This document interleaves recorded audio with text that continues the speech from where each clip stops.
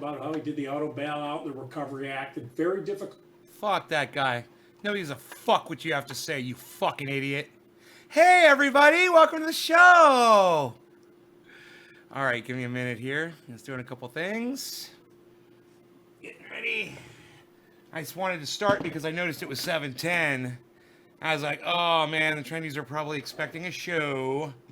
It is 7:10, so let's get ready to do it. So a couple of things here I just want to get going. I see my doggies over there chilling. Yes. Hey, Debbie. All right, let's give it like 5 more seconds here before I reboot the chat. Okay, we'll reboot the chat.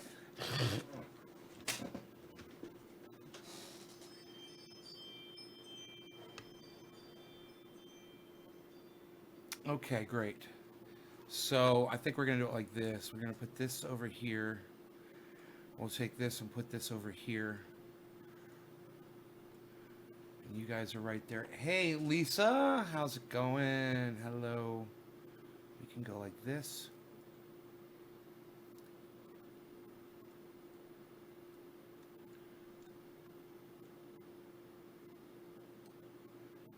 Like that. And like, I don't know, I think that's good. And, hey, Lisa, Steven, Tony, what's up, guys? Hello. Good. So we've got a little bit of a lead into here the debate, and 7:10. I wouldn't mind doing an oil dab for 7:10 officially. Little oil dab. 7:10. Maybe brighten it up in here a little bit and add some color. Right. Add some color. There we go. I'm a little flushed. I just came back from a little hike with Rogan. Got him all taken care of and squared away. Okay, we got that orange bud right here. Let's do a 7:10 dab, a little late. Hey, Steve. Steve's here to remind me to put his stuff in the mail before tomorrow. Don't forget. I got a couple more orders I got to fill, actually, that are going out with yours. Paint oil and stickers. I've got to fill those orders.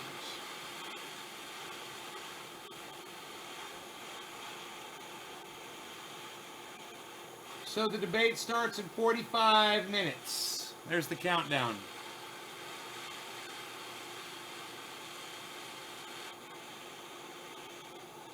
"45 minutes.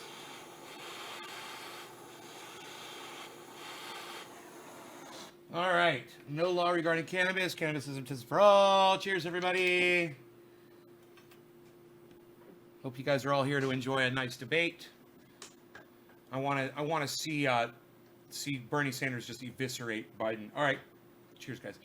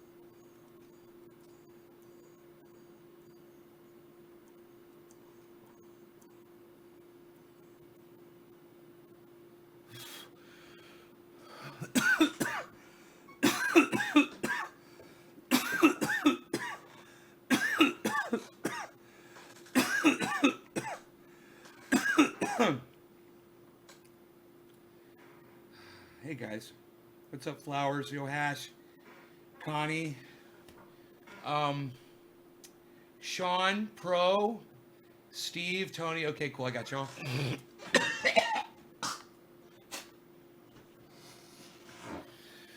We are going to be covering the debate tonight. If you're here to watch that, hopefully Bernie Sanders will be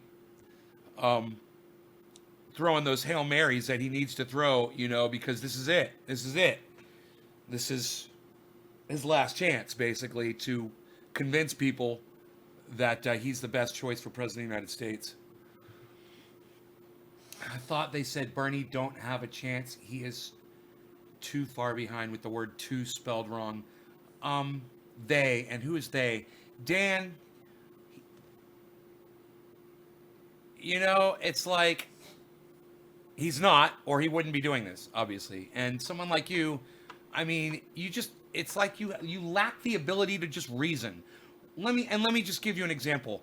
Why the fuck would Bernie Sanders be doing a national debate if he didn't have a chance?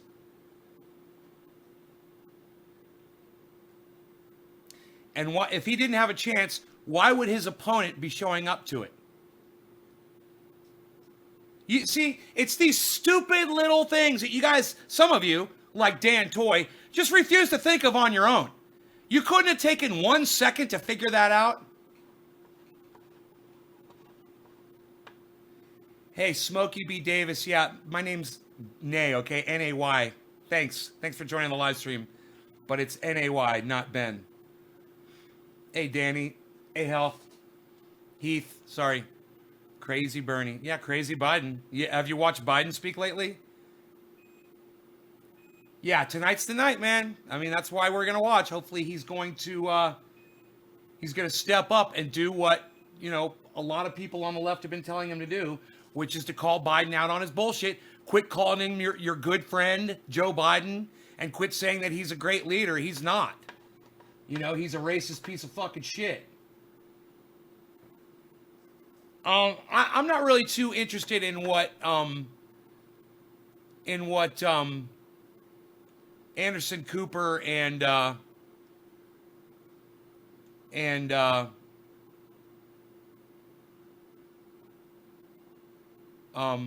what was his name?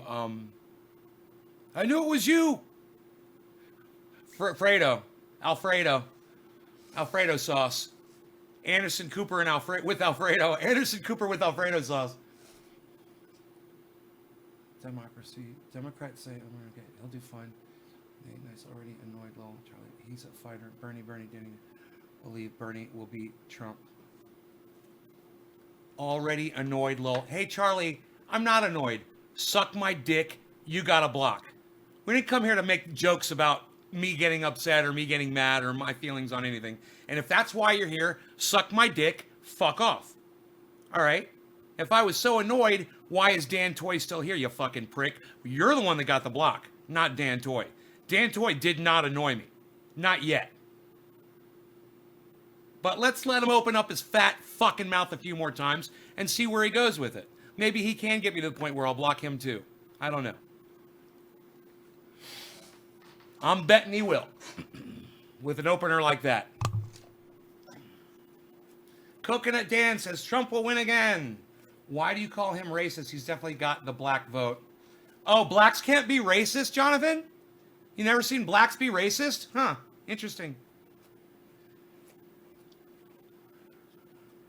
Do you ever maybe think that a lot of people vote for Joe Biden because they don't know anything about him? They don't watch politics. All they know is his name, and all they know is that he was Barack Obama's vice president. You ever think about that?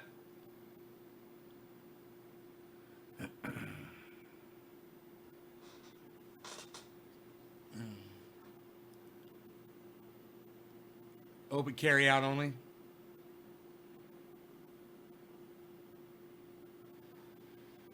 Yeah. It'll be interesting. Blacks are more racist than whites. Well, Coconut Dan, now you're getting blocked from my live stream. Fuck off. You're blocked. That's not true. It's simply not true. And who are you to fucking judge? You don't know what a black person feels in their heart, right? So suck my dick. Of course they can. I'm just asking why you say he's racist. Why is Joe Biden a racist piece of shit? Well, go back and look at his policies. All right? Go back and see what he said about Anita Hill. Okay? Go back and you educate yourself, since you haven't, Jonathan, instead of you wasting my time on my live stream, why don't you go educate yourself on Joe Biden's racism?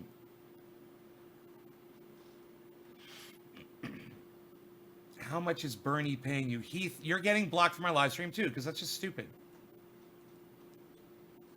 You know, anybody that comes on here and talking bullshit, saying bullshit, I'm going to block you. I'm not here for you. All right? I'm here for the people that support Bernie Sanders, full stop.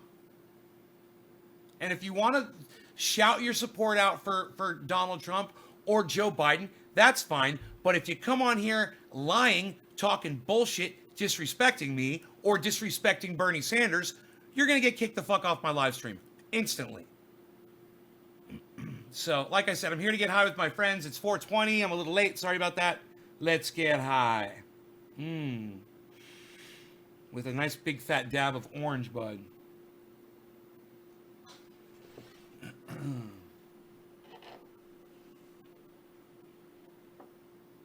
All right. Let's get hot for 4:20. You guys want to hear what these guys are saying about the Wuhan virus? Have to stop. Maybe no convention. Are you worried about a domino effect?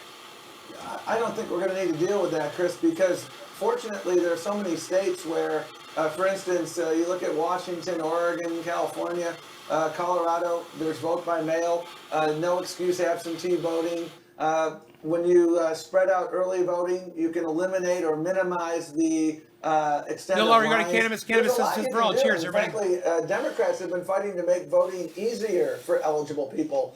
And unfortunately, Republicans have been fighting to make voting harder. So we don't minimize at all the challenges that exist in making sure that we protect our campaign workers, our poll workers, and our candidates. We don't minimize the seriousness of that. But we can do this. If you look at the elections that have taken place so far, last Tuesday, Super Tuesday, throughout, we've been dealing with this issue throughout, and to the best of my knowledge, we've been able to handle it. And we're going to continue to consult with public health officials. I think we can move forward. All 4 of the states Tuesday are moving forward. And by the way, this coming Tuesday is the third.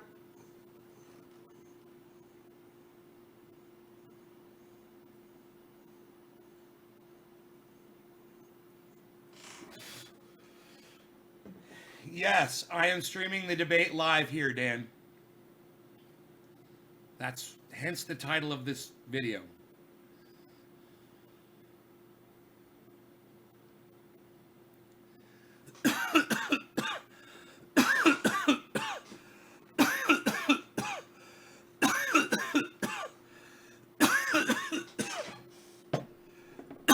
That's my workout. Building my muscles back up in this arm.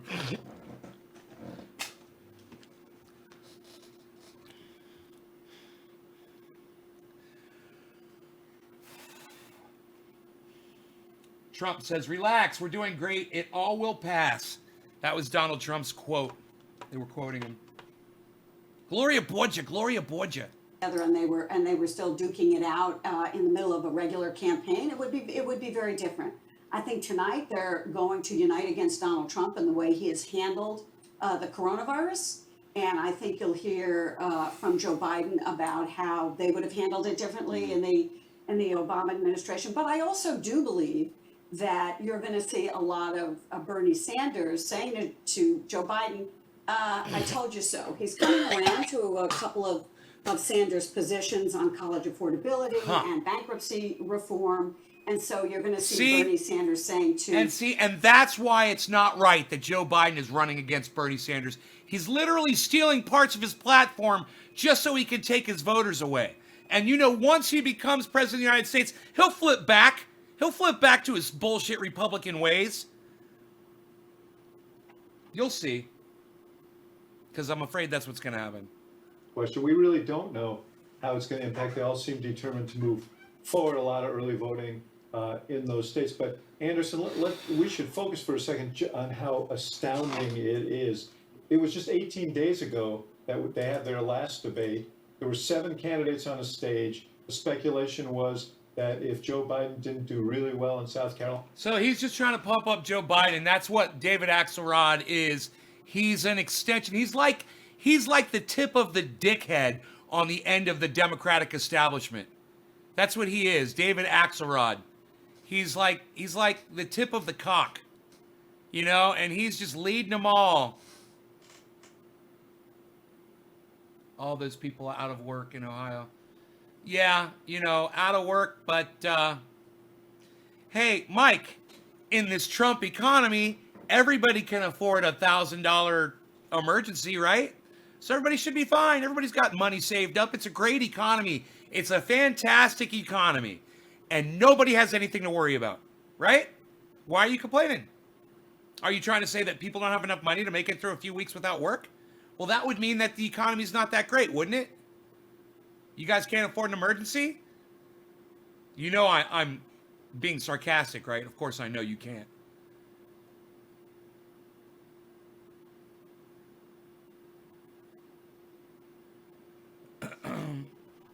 Oh, please no. Oh, please no. Allow me. Allow me. Too much hate? Who am I hating on, guys? Who am I fucking spewing hatred? Let me know if I'm bothering any of you guys. All right? I mean, there seem to be some really fragile balsa wood fucking toys fucking in my live stream for some reason. You got to be real gentle with them or they're just going to fucking crack apart. You know, little fucking, what are you, a goddamn Hummel? You're a Swarovski fucking crystal fucking sculpture? Is that what you are? Okay, crystal sculpture, man. God. Oh, you're spewing so much hate! Really? Epi says, I'm triggering them. I get mine no matter what. Psh, fuck that troll. I don't know. I blocked him, so you can suck my dick. Psh. They added a stimulus in Ohio to help people out of work. You gotta do. If you don't, you're a little fish. Dolch is here? I missed that. Dolch? Dolch never comes to my shows anymore. Psst.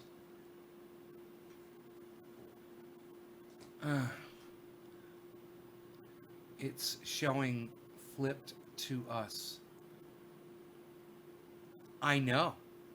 That's why I can show it to you. Because I have it flipped backwards. That way I can run it on fucking YouTube and not get a copyright strike. Have no job. Bartenders. Okay, all the bartenders and servers all of a sudden fucking, oh, I have no job tomorrow. Mike, I understand. And my point is, you know, don't vote for fucking Donald Trump. You know, none of them should support Donald Trump. If they'd voted for Bernie Sanders back in 2016, they wouldn't be having this issue today. You know? But, oh, nobody needs help from the government. Nobody needs help from the government. This is perfect. I think it's perfect to have this discussion.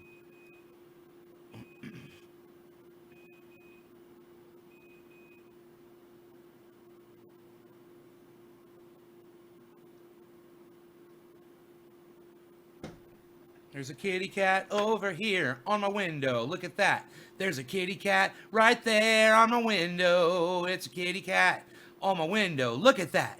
It's a cat on my window in the snow. On my window in the snow, there's a kitty cat on my window in the snow. There's a kitty cat on my window in the snow.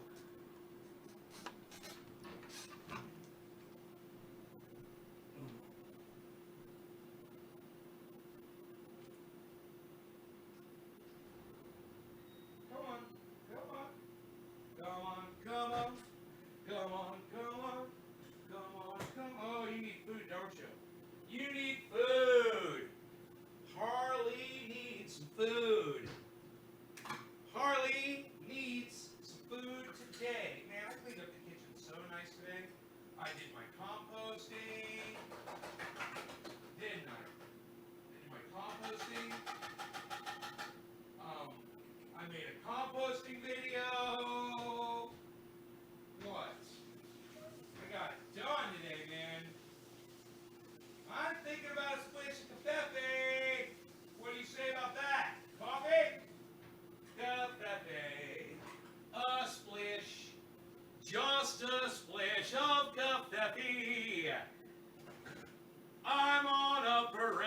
watching the confetti. Hey pal, where you going? Are you walking down the street today? Howdy. Hey, Vincent. Diana. Kathy. Love Harles. You want to fight? Fight me. My karate is the best karate. Fight my master. He's the best master. Fight me.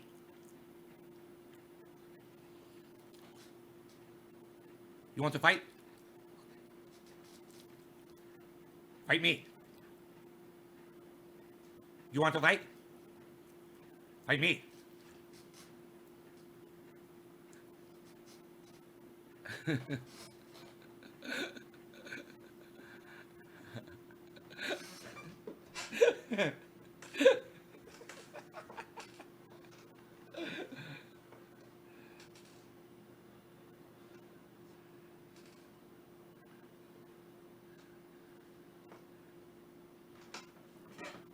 You want to fight? Fight me!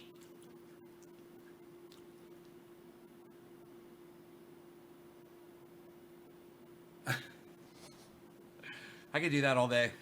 It's fun.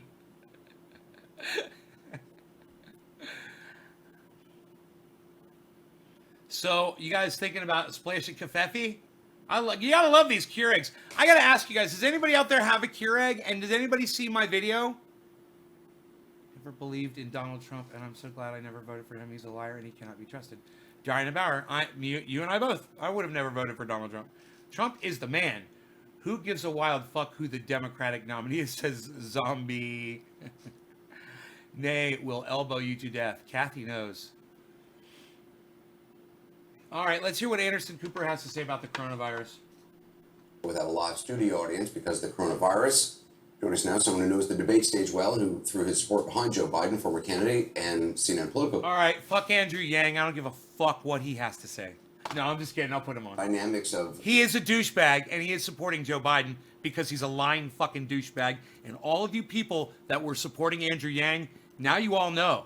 Now you know. And it must suck to be a Yang supporter, because if you haven't been paying attention, what he fucking did to y'all, he came out totally progressive, saying he was a Bernie Sanders type political guy, and now he is totally flipped, and now he's 100% backing Joe Biden, establishment candidate, and fuck all of your progressive ideals.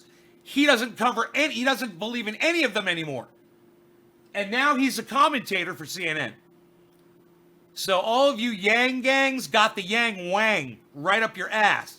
You fucking suckers. I told you to back Bernie now. Being too aggressive is going to not serve Bernie that well. So he has to tread a balance in having a critique, but also not attacking too much, because it's going to come across negatively, since most Americans right now have bigger concerns on their minds and don't want to endorse someone who just seems like they're playing politics. I mean, one can imagine Joe Biden wanting to focus on President Trump and obviously focus on the general election. Do you see Sanders going after Joe Biden? Obviously, Sanders they differ on Medicare for all. Biden has kind of put out olive branches on various positions, trying to appeal to younger people and with some Bernie Sanders supporters. But do you see Sanders, going double barrel against Joe Biden at this stage? Well, we know exactly what Joe's going to do. Joe's going to pivot towards Trump and the general at every opportunity. And so it really is more in Bernie's hands how aggressive he wants to be in trying to paint policy contrasts. The fact is, Joe and Bernie get along. They're friends. And I think Bernie has a sense of the context of the race and is not going to want to be too aggressive while trying to drag Joe towards Hey, John, what's up? Dekan says Yang Wang. policy positions that are more consistent Yang with the Bernie's Wangs is on healthcare, on trying to remedy income inequality, on school loans and education. I wonder what you make, the other thing that has happened just before this debate is the latest press conference involving the president and the task force. I wonder what you heard today from the White House, from the administration, And also from the Federal Reserve just cutting interest rates. Now, cutting interest rates does very, very little for most of the Americans who are going to be suffering the most. What guy from last night? What are you talking about? Where did the guy go from last night? What are you talking about? Oh, the coffee. The coffee. It's good. It's good.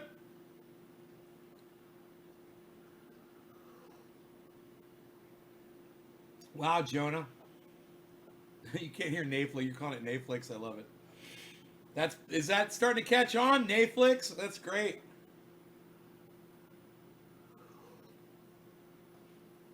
Hey, Debbie.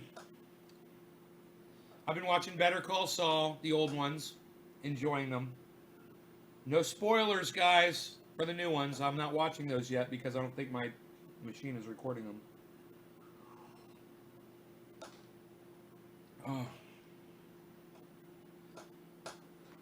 Oh, yeah, did you guys hear this? The Fed cut the interest rate to fucking 0%.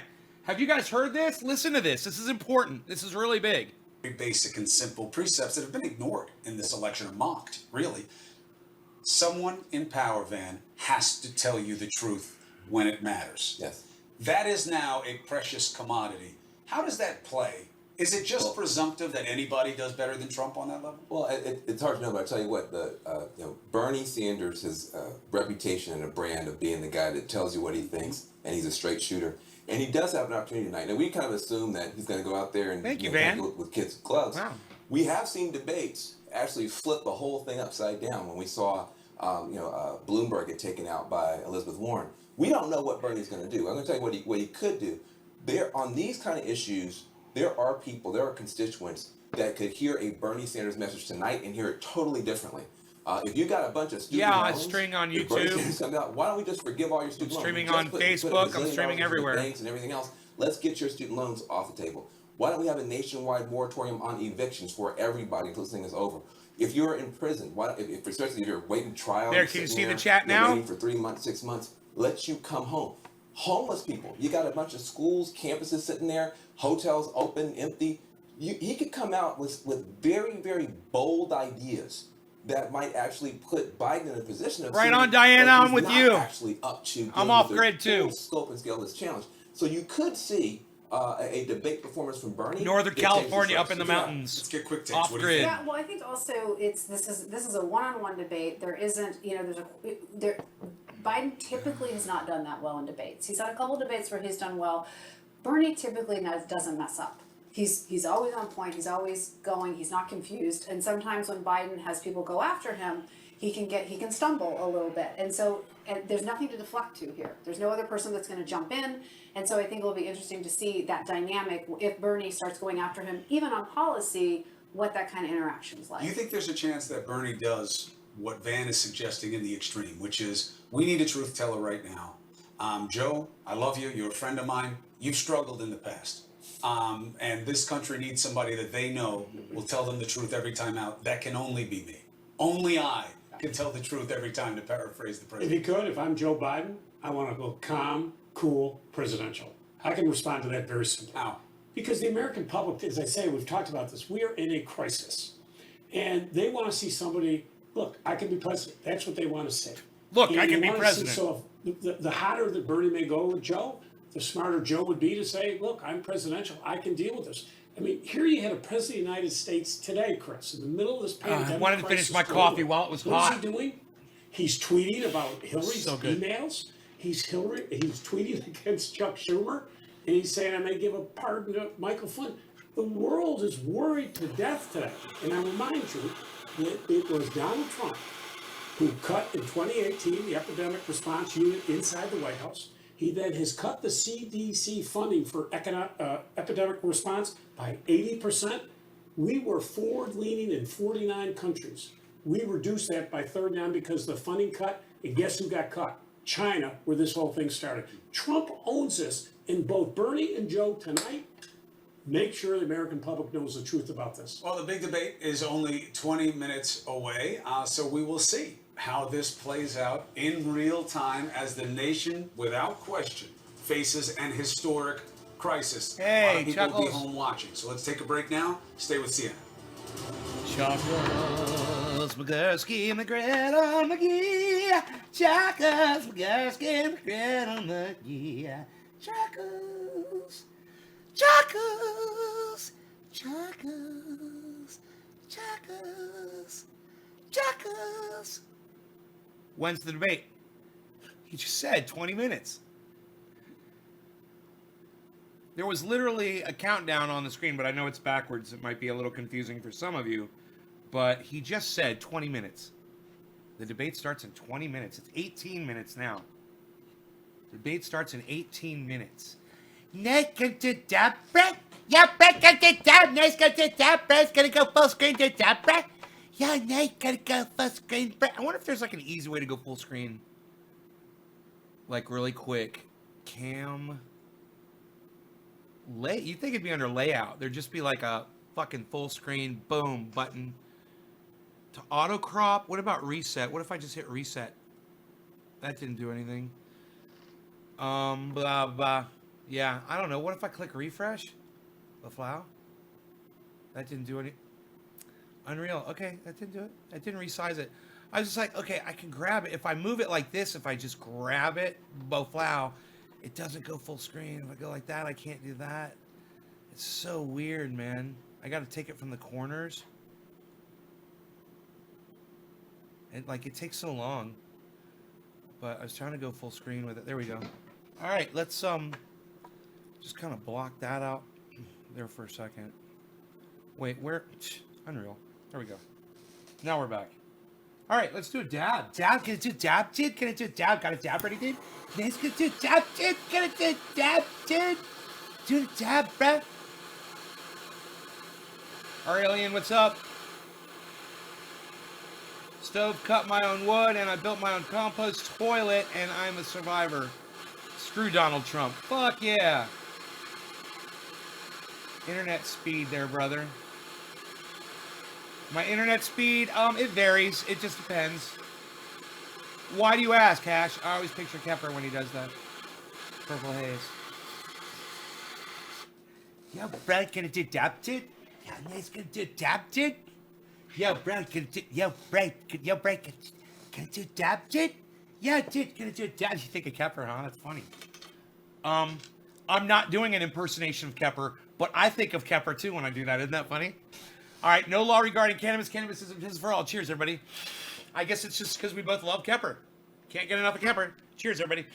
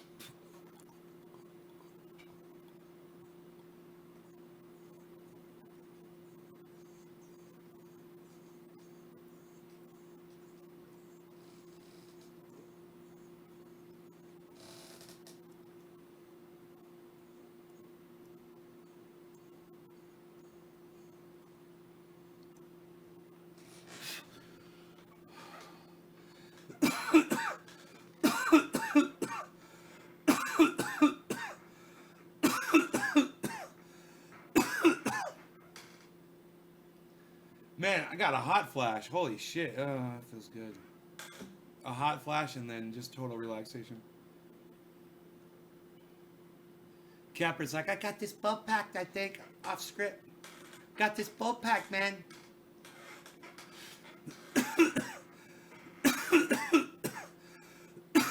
Well, we've got satellite internet. So my upload is about 2 meg upload, which is all I need really to be able. I'm supposed to have like 4 or 5, but I get 2, and it's enough for me to do these broadcasts.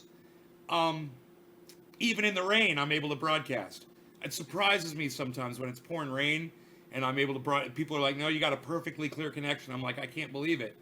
Snow builds up on the dish. I have a garden hose. I rinse the snow off the dish, and I'm fine. I have only had to do that twice.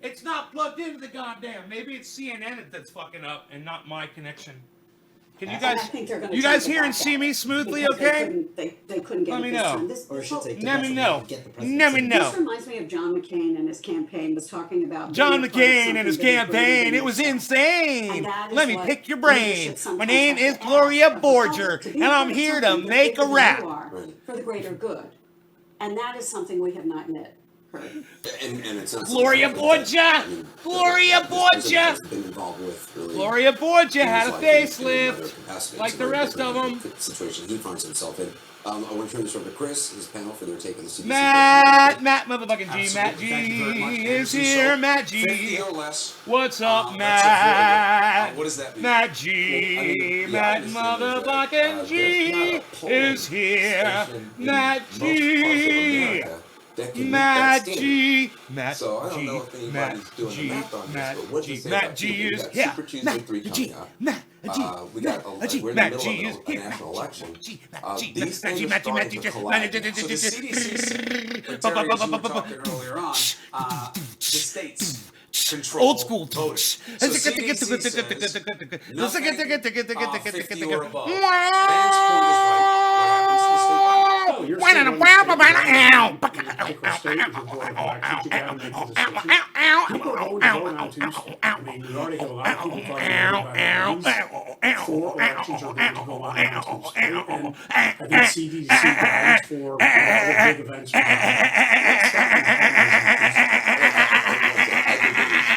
They were starting to get some federal guidance, and I think taking this stuff seriously is important. Look, if you look at Italy right now, that is a country that's on its back because they didn't manage. Dude, was I supposed to And do again, dab? It's not that you can't deal. If you have enough time, you can deal with all kinds of sick people. What You was I just can't doing? deal with I all forgot of what them I'm yet. doing. And so that's I why do you're starting to not see know. people getting close to I each do other not and know. spiking those numbers. I However, do not know what I am it's a doing. tricky I balance. do not. We have on the vote. Do not know what I am We doing. have Democrats been for vote by map to make it easier for people to vote, early vote extending.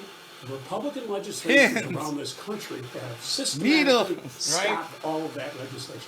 Maybe this will be an impetus to finally get this country to make it easy for everybody to exercise their right. Well, but except what's the problem, right? Nobody wants to talk politics right now in the country. They just want things to work and get it done. It's a lot of mixed messaging. Anderson was making a great point at the end of his panel, which is, this president has struggled with surrendering the Cheers. meat of the wheat, to put it mildly. But the country doesn't believe that leaders are about that anymore. What is the message you think that resonates best tonight from the podiums? I think a message of truthful leadership, of somebody who is actually speaking the truth and not doing what Donald Trump has been doing, which is really saying a lot of things that aren't true, sending a lot of mixed messages, telling people to do things they shouldn't be doing.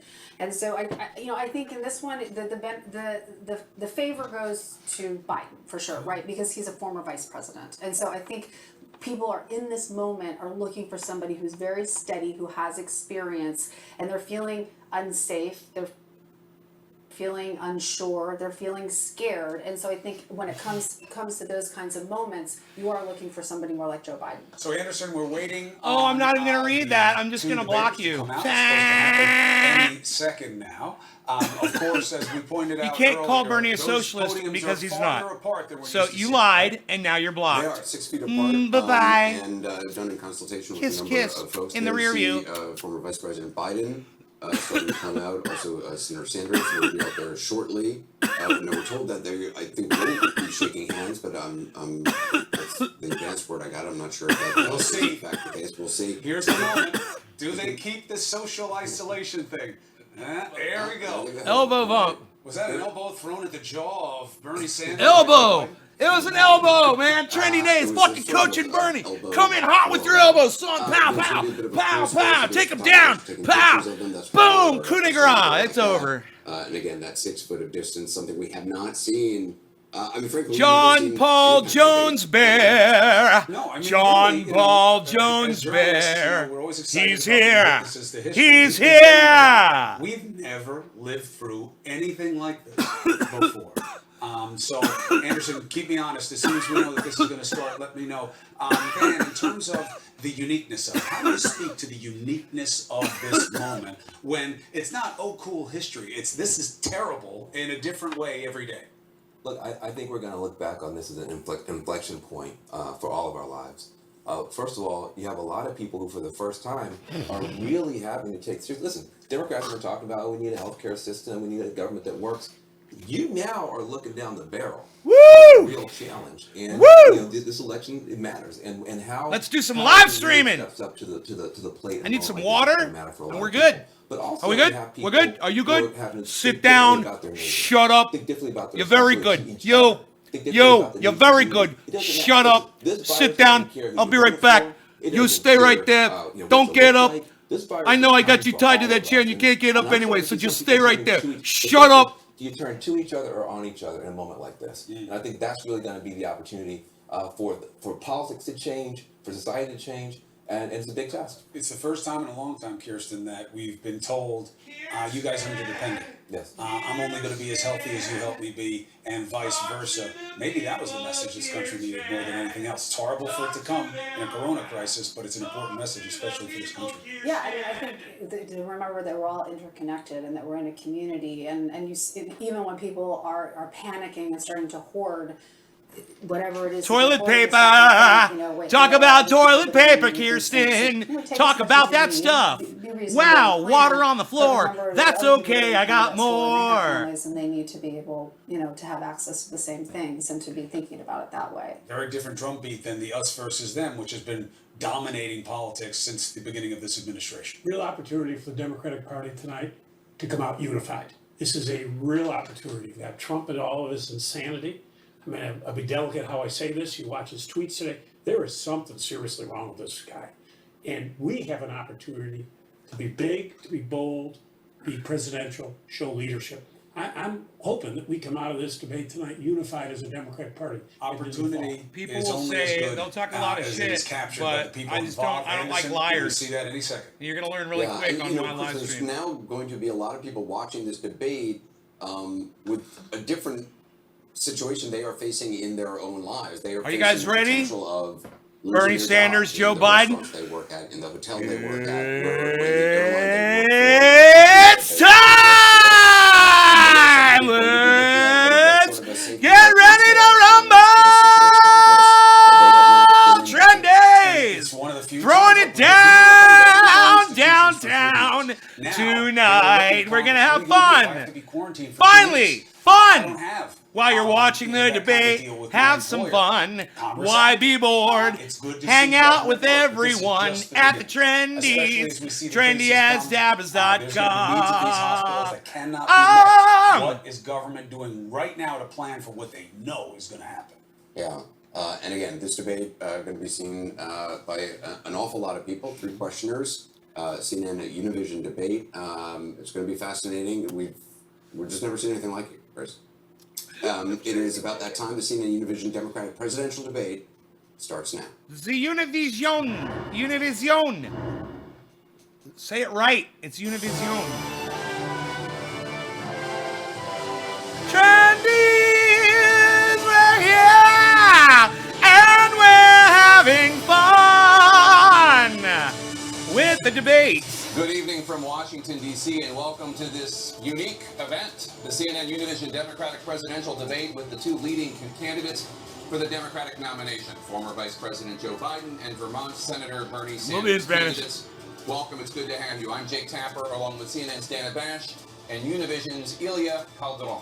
We come together tonight at an extraordinary time in our country when people are worried about far more than just presidential politics. We're in a national emergency because of the devastating global pandemic of coronavirus. It has killed nearly 6,000 people around the world and 65 dead and more than 3,300 known cases here in the United States. As a result, tonight's debate will focus heavily on the crisis. The setting of this debate is also different. To reduce unnecessary risk of transmission of the virus, CNN, Univision, the Democratic National Committee, and the campaigns moved this debate from Phoenix, Arizona to here at CNN studios in Washington without any audience. And all of this comes, of course, as 4 more states, Damn. Florida, Arizona, Ohio, and Illinois, prepare to vote on Tuesday, with Vice President Biden currently leading Senator Sanders in the race for delegates.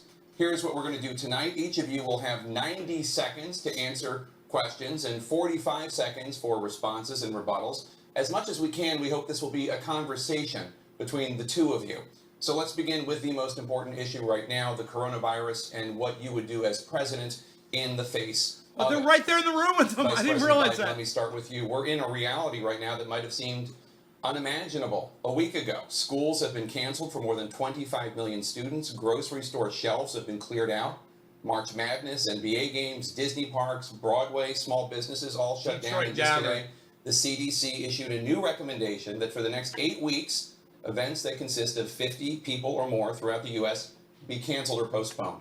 What do Detroit you Dabber. say to the American people who are confronting No, I'm this I'm new at reality? CNN. This First is of all, CNN my Live, heart goes bro. out to those who have already lost someone or those who are suffering from the virus, and this is bigger than any one of us. This is calls for a national rallying to everybody move together. And I laid out in detail what I would do if were I president today.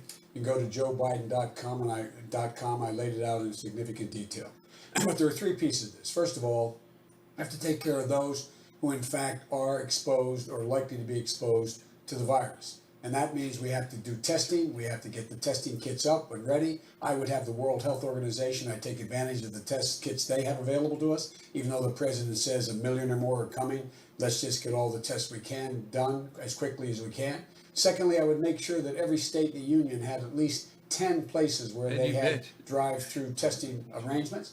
I would also, at this point, deal with the need to begin to plan for the need for additional hospital beds. We have that capacity in the Department of Defense as well as in the You're not on the with ban list, bro. FEMA, and they can set up 100-bed, 500-bed hospitals in tents quickly. Detroit Texas, Dabber's all that not out. on my We have to ban deal with list. The economic fallout quickly. And that means making sure the people who in fact lose their job, don't get a paycheck, can't pay their mortgage, are able to pay it and pay them now and do it now. Small businesses be able to borrow interest-free loans. I see my time is up here. You're going to hold us tightly, I assume. But that's what I would do. Go to joebiden.com.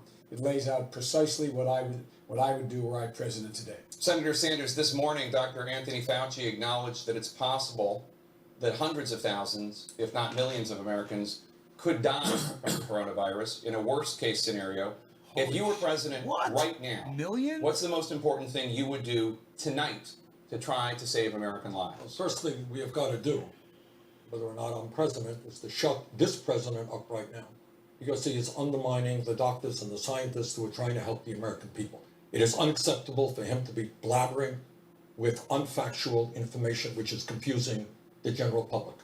Second of all, what we need to do, and I'm glad that he has called a state of national emergency, what we have got to do is move aggressively to make sure that every person in this country finally understands that when they get sick with the coronavirus, that that all payments will be made, that they don't have to worry about coming up even with use money Twitch, bro. for testing. They don't have to worry about coming up with money for treatment. This is an unprecedented moment in American history. Now, I obviously believe in Medicare for all. I will fight for that as president. But right now, in this emergency, I want every person in this country to understand that when you get sick, you go to the doctor. When you get sick, if you have the virus, that will be paid for. Do not worry about the costs right now because we're in the middle of a national emergency. Second of all, we have to make sure that our hospitals have the ventilators that they need, have the IC units that they need. Right now, we have a lack of medical personnel, and I worry very much that if there is a peak, whether we have the capability of dealing with the hundreds of thousands of people who may be in hospitals. So we need unprecedented action right now to deal with the unprecedented crisis. And bottom line, from an economic point of view, what we have got to say to the American people, if you lose your job, you will be made whole. You're not going to lose income. If Trump can put, or the Fed can put $1.5 trillion into the banking system, we can protect the wages of every worker in America. Thank you, Senator. Vice President Biden, President Trump says he does not take any responsibility for the problems with coronavirus testing. in part because he says he inherited so many rules, regulations, and red tape. Did bureaucratic red tape hamper this response in any way? No, look, the World Health Organization offered the testing kits that they have available and to give it to us now. We refused them. We did not want to buy them. We did not want to get them from them. We wanted to make sure we had our own. I think he said something like, we have the best scientists in America, or something to that effect. The idea that we are not prepared for this and the other thing I want to point out, and I agree with Bernie, we're in a situation where we have to now be providing for the hospitals that are going to be needed. Okay.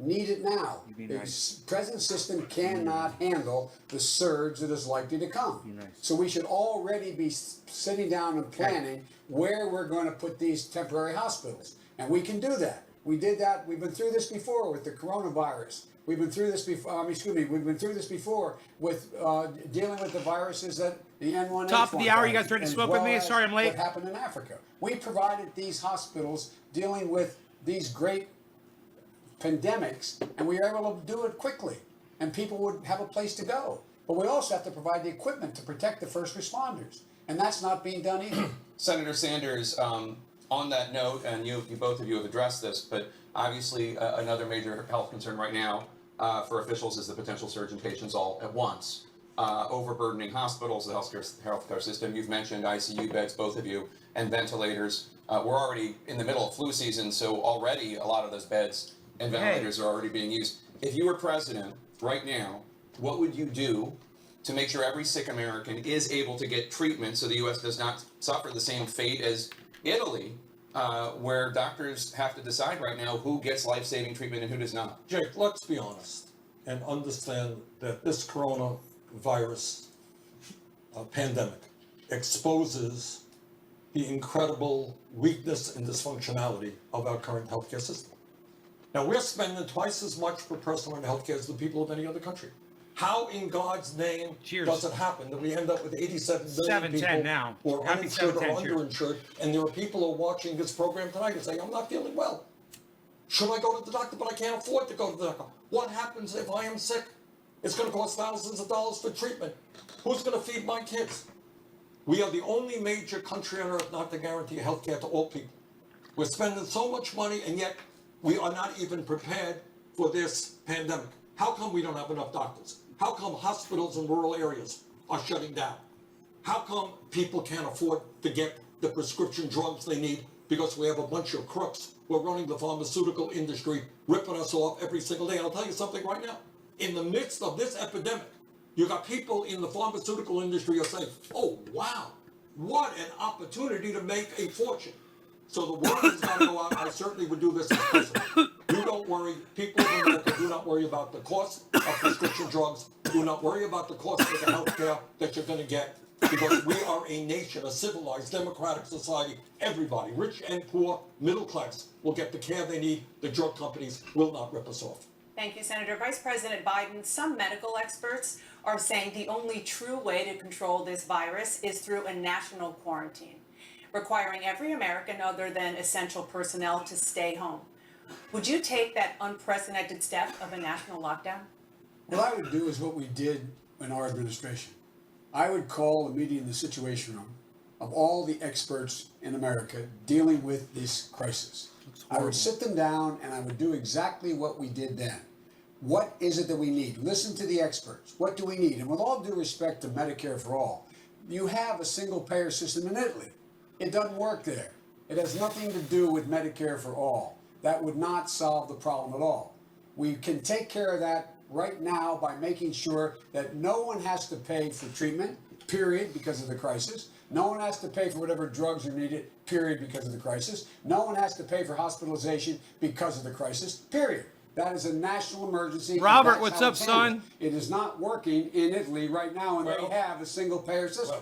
Now, with regard to what else I would do, the fact is that we're in a position where I would bring together the leading experts in the world. Instead of doing this in the United States, instead of doing this piecemeal, sit down and do what we did before with the Ebola crisis. What is needed?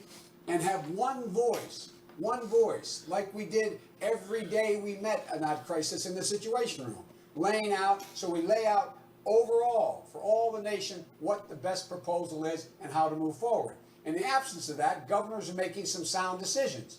They're doing the best they can by going out and getting the healthcare experts in their communities and their states to move. But it should be directed from the White House, from the Situation Room, laying out in detail like we did in the Ebola crisis, and we beat it. Thank you. Senator Sanders, your response? First of all, the dysfunctionality of the current healthcare system is obviously apparent. As I said earlier, there are people who hesitate to go to the doctor. You're going to have a maze of regulations. Well, if this is my income, if that's my income, can't I can only get grab it? Can I not that? get it? Clearly, we are not So prepared. weird. Trump only exacerbates the crisis. When we spend twice as much per capita on healthcare as any other nation, one might expect that we would have enough doctors all over this country. One might expect that we would have affordable prescription drugs. One might expect that we are preparing effectively for a pandemic, that we were ready with the ventilators, with the ICUs, with the test kits that we need. We are not. And bottom line here is, in terms of Medicare for all, despite what the vice president is saying, what the experts tell us is that one of the reasons that we are unprepared and have been unprepared is we don't have a system.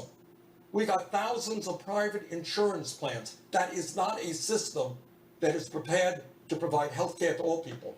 In a good year, without the epidemic, we're losing up to 60,000 people who die every year because they don't get to a doctor on time.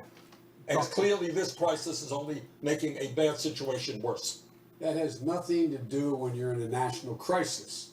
The national crisis says we're responding. It's all free. You don't have to pay for a thing. Hey, that has Santa. nothing to do with whether or not you have an insurance policy. This is a crisis. We're at war with the virus. We're at war with the virus. It has nothing to do with co-pays or anything. We just passed a law saying that you do not have to pay for any of this, period. That's not true. As a matter of fact, that's not true. That law has enormous loopholes.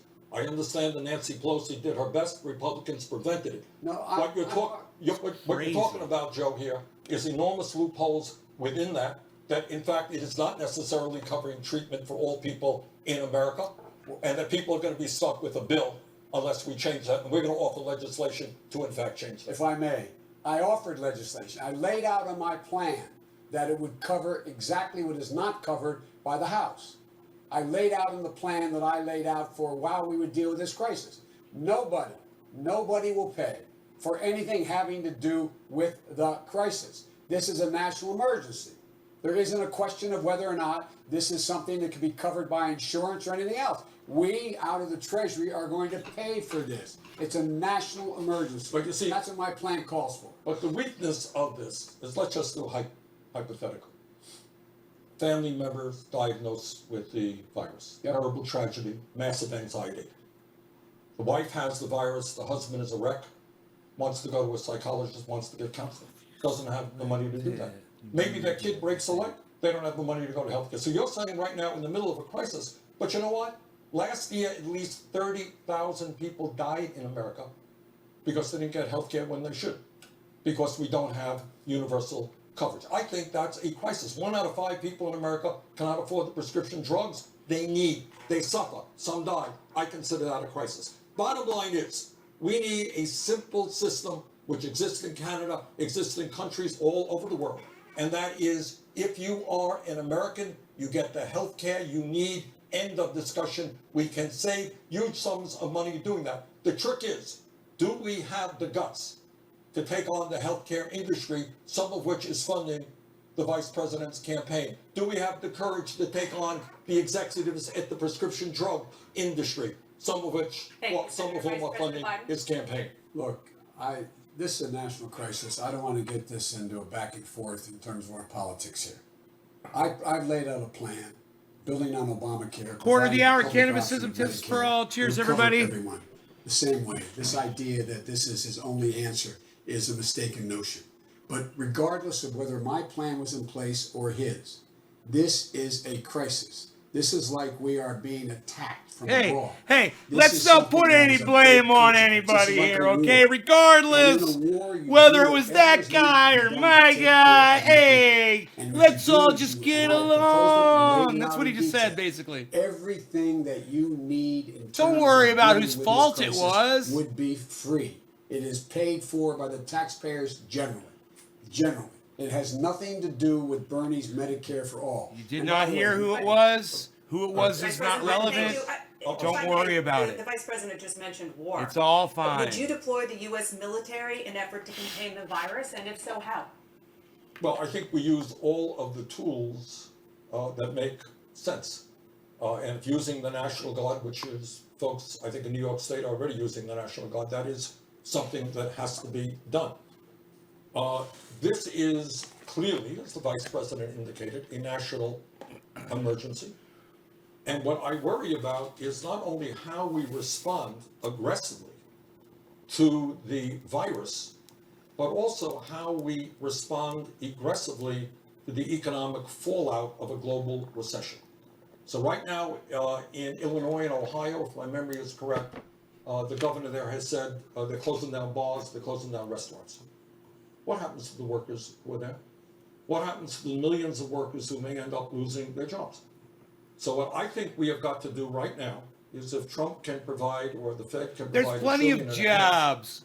There's to plenty of jobs for liquidity everyone. for the banks, The economy's well, we've gotta say great. to every worker in America, you know what? Welcome to the Don't fucking panic. bubble You're bursting, not gonna- everybody. you'll Welcome be to the able pay your recession. mortgage, Senator, Because you're gonna get a check, you're gonna be made Senator, we're going whole. to talk about the economic. Go Let's ahead, play the Mr. Rogan for a little The answer bit. is I would call out He's the restless and wild. Now, they have the capacity Rogan, play to with me. provide this surge help that hospitals need and that is needed across the nation. I would make sure that they did exactly what they're prepared to do. They've done it. They did it in the Ebola crisis. They've done it. They have the capacity to build 500-bed hospitals and are in tents that are completely safe and secure and provide the help to get it done to anybody, this overflow. So it is a national emergency. I would call out the military. The Ebola crisis is one thing. This is obviously a pandemic, which is far more severe and impactful to this country. And I think one of the things that we want to remember here is that we got a lot of elderly people in this country who are told, stay home, don't leave your house. Who's going to get food to them? How do we get food to them? You got schools all over this country now being shut down. Okay? How are we going to make sure that the kids do well in this crisis, not become traumatized? What do we do about the parents now who have to stay home with the kids and can't go to work? So I think what bottom line here is that in this crisis, we have got to start paying attention to the most vulnerable. That includes people who are in prison right now, people who are in homeless shelters right now. What about the 500,000 people who are homeless tonight? Who's going to respond to them? Now, in 2008, when we had the Wall Street bailout, they did very well for the people on top. They bailed On out Facebook too, the yeah. folks on Wall Street, but they forgot about the suffering of ordinary Americans. This time around, let us learn that lesson. Let us pay attention to the working Thank you, families in this Senator. country We and have, the most we vulnerable. have learned that lesson. And again, I lay out in detail. What we should be doing now is we should be surging help to those places which are the most vulnerable. We should have every single person that's in a nursing home being able to be tested. We should be moving forces in to do that. We should move in the capability to do that. We should be sitting down, the president should be sitting down in a situation room right now and do what we did before and asking the question, okay, you're going to close everything. Well, if you close everything, how do you get prescriptions that have to be filled? How do you make sure when you close that school, those children are going to be able to get the school food program? How do you make sure that you're going to be able to see to it that you get your mortgage paid? I propose that all of that be covered, and it's going to take a multi-billion-dollar program to do that. But first things first. The first thing is take care of the immediate needs we have now relating to surging the kind of capability we have to prevent this great bump in terms of how it's going to cause such pain, as well as moving in the direction of making sure we have long-term plans. Thank you, Mr. to Vice make sure President. it's We're going to taken care talk in a moment a lot more about the economic impact. But first, Senator Sanders, I want to ask about China. When this outbreak first started in China, the government there censored the whistleblower doctor who sounded the alarm and downplayed the true gravity of the virus. Right. What consequences should China face for its role in this global crisis? Well, one of the consequences is we have got to learn that you cannot lie to the American people. You cannot be less than frank about the nature of the crisis.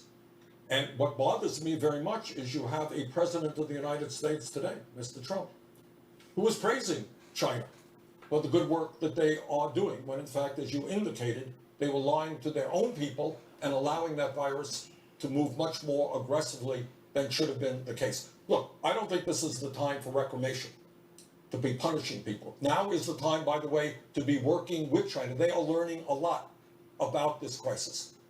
And in fact, we have got to work with them. We've got to work with the World Health Organization. We've got to work with Italy. We've got to work with countries around the world. If there was ever a moment when the entire world is in this together, got to support each other, this is that moment.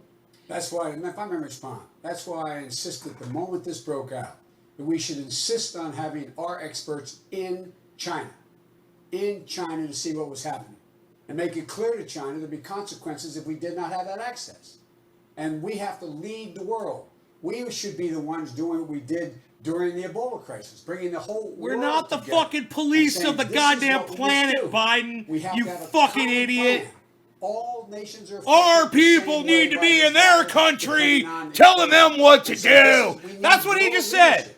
We need I think international China's handling leadership. it We just need someone fine who knows how without to bring us. the world together and insist Like on we're fundamental smarter or change in the something? way in which we're approaching this. What an Senator idiot. Sanders? Well, the bottom line here is that in the midst of this crisis, we have got to act in an unprecedented way. And that means every country on earth is going to be affected. Every country on earth has got to work together. It also means that we tell the pharmaceutical industry, we tell the big money interests that this is not a time for profiteering. This is a time for all of us working together. The World Health Organization is a very, very strong organization.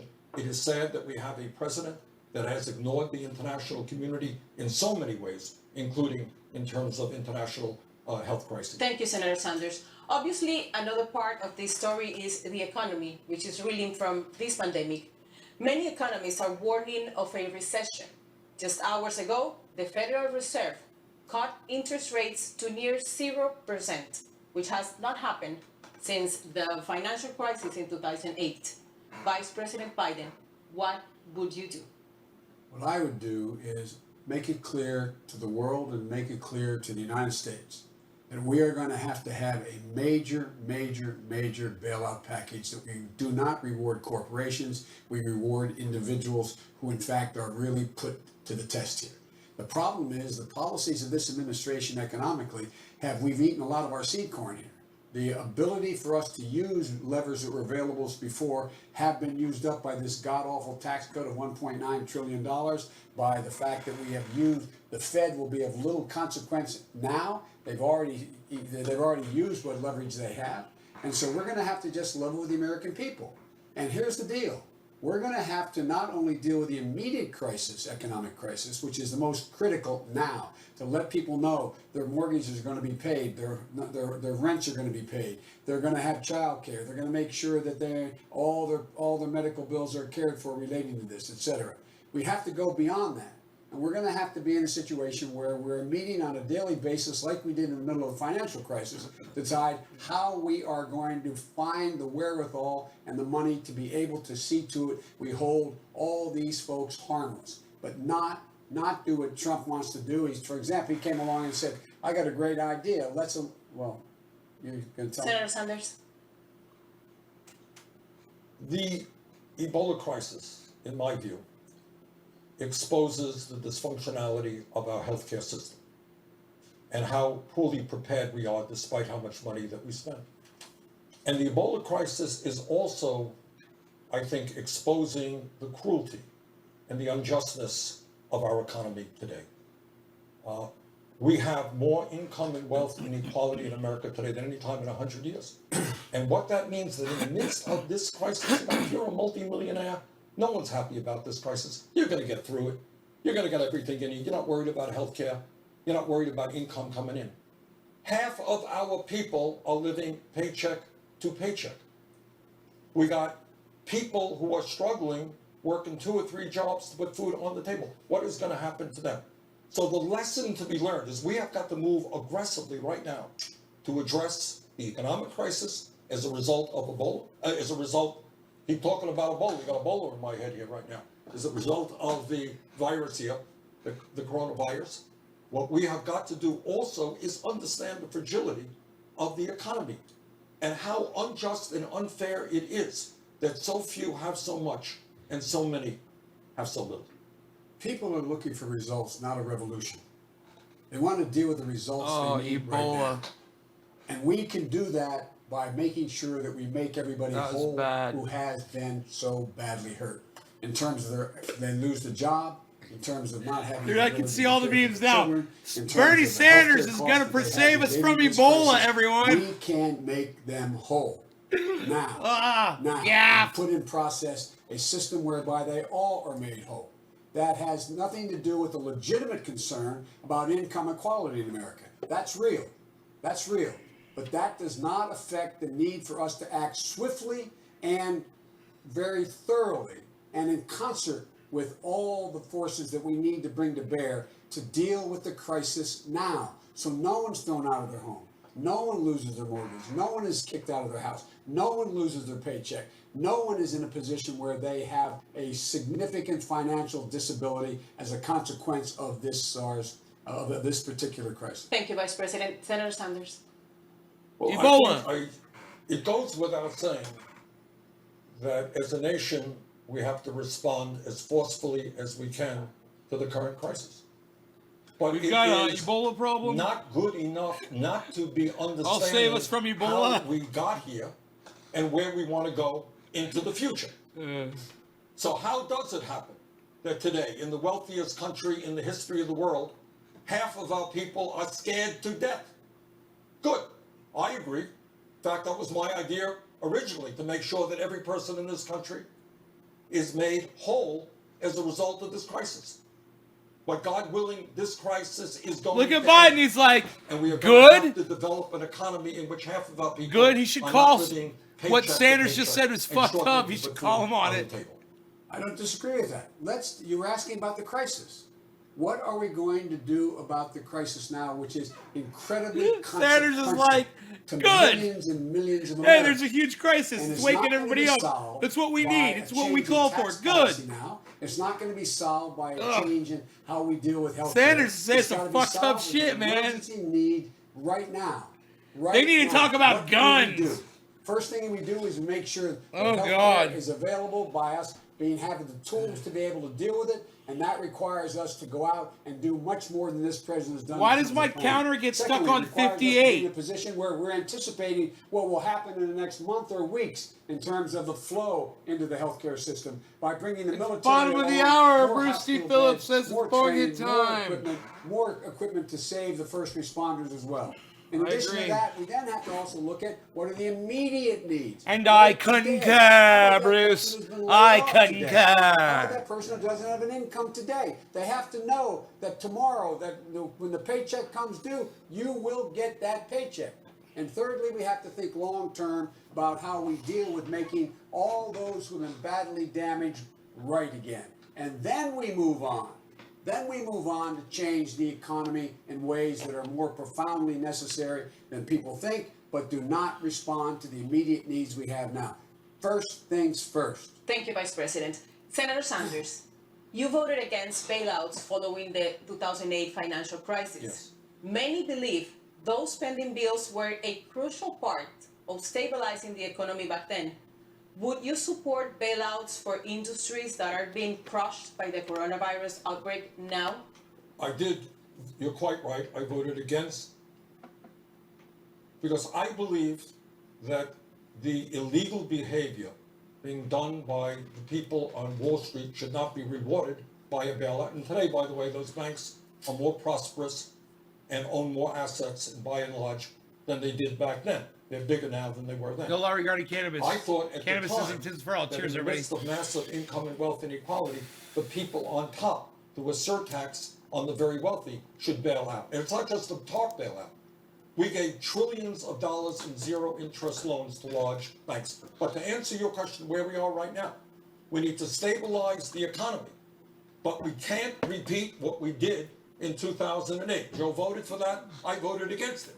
Because we have got to do more than save the banks or the oil companies. Our job right now is to tell every working person in this country, no matter what your income is, you are not going to suffer as a result of this crisis of which you had no control. Vice President Pence. Had those banks all gone under, all those people Bernie says he cares about would be in deep trouble.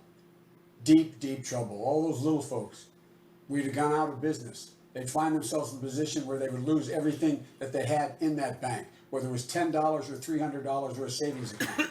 This was about saving an economy, and it did save the economy. And the banks paid back, and they paid back with interest. I agree with Bernie, some of them should have gone to jail. That was the big disagreement I had in terms of bailing out.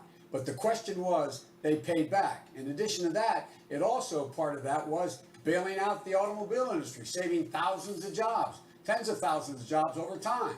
He voted against that as well. No, I did not vote against that. That bailout money was used later on by Bush to protect the automobile industry. But here's the point. 1 minute. Here's the point here, is that in terms of that bailout, there are ways that you can bail out when you have a handful of people who have incredible wealth, who have prospered off of the illegal behavior of individuals, in this case on Wall Street. You know what you say to them? You want, and I did. I said this to the Secretary of Treasury. You want to bail out? That's fine. You have your friends pay for it, not working people. The other point is, as Joe should know, it wasn't just the $700 billion PARP program. The Fed gave trillions and trillions of dollars in zero interest loans to every financial institution in this country and central banks all over the world. That was essentially a grant, because they then could sell that. They can then bring in interest rates much greater than the zero interest loans that they got. Vice President Biden. Look, the fact of the matter is that if in fact the banks had all been gone under, we would be in a Great Depression.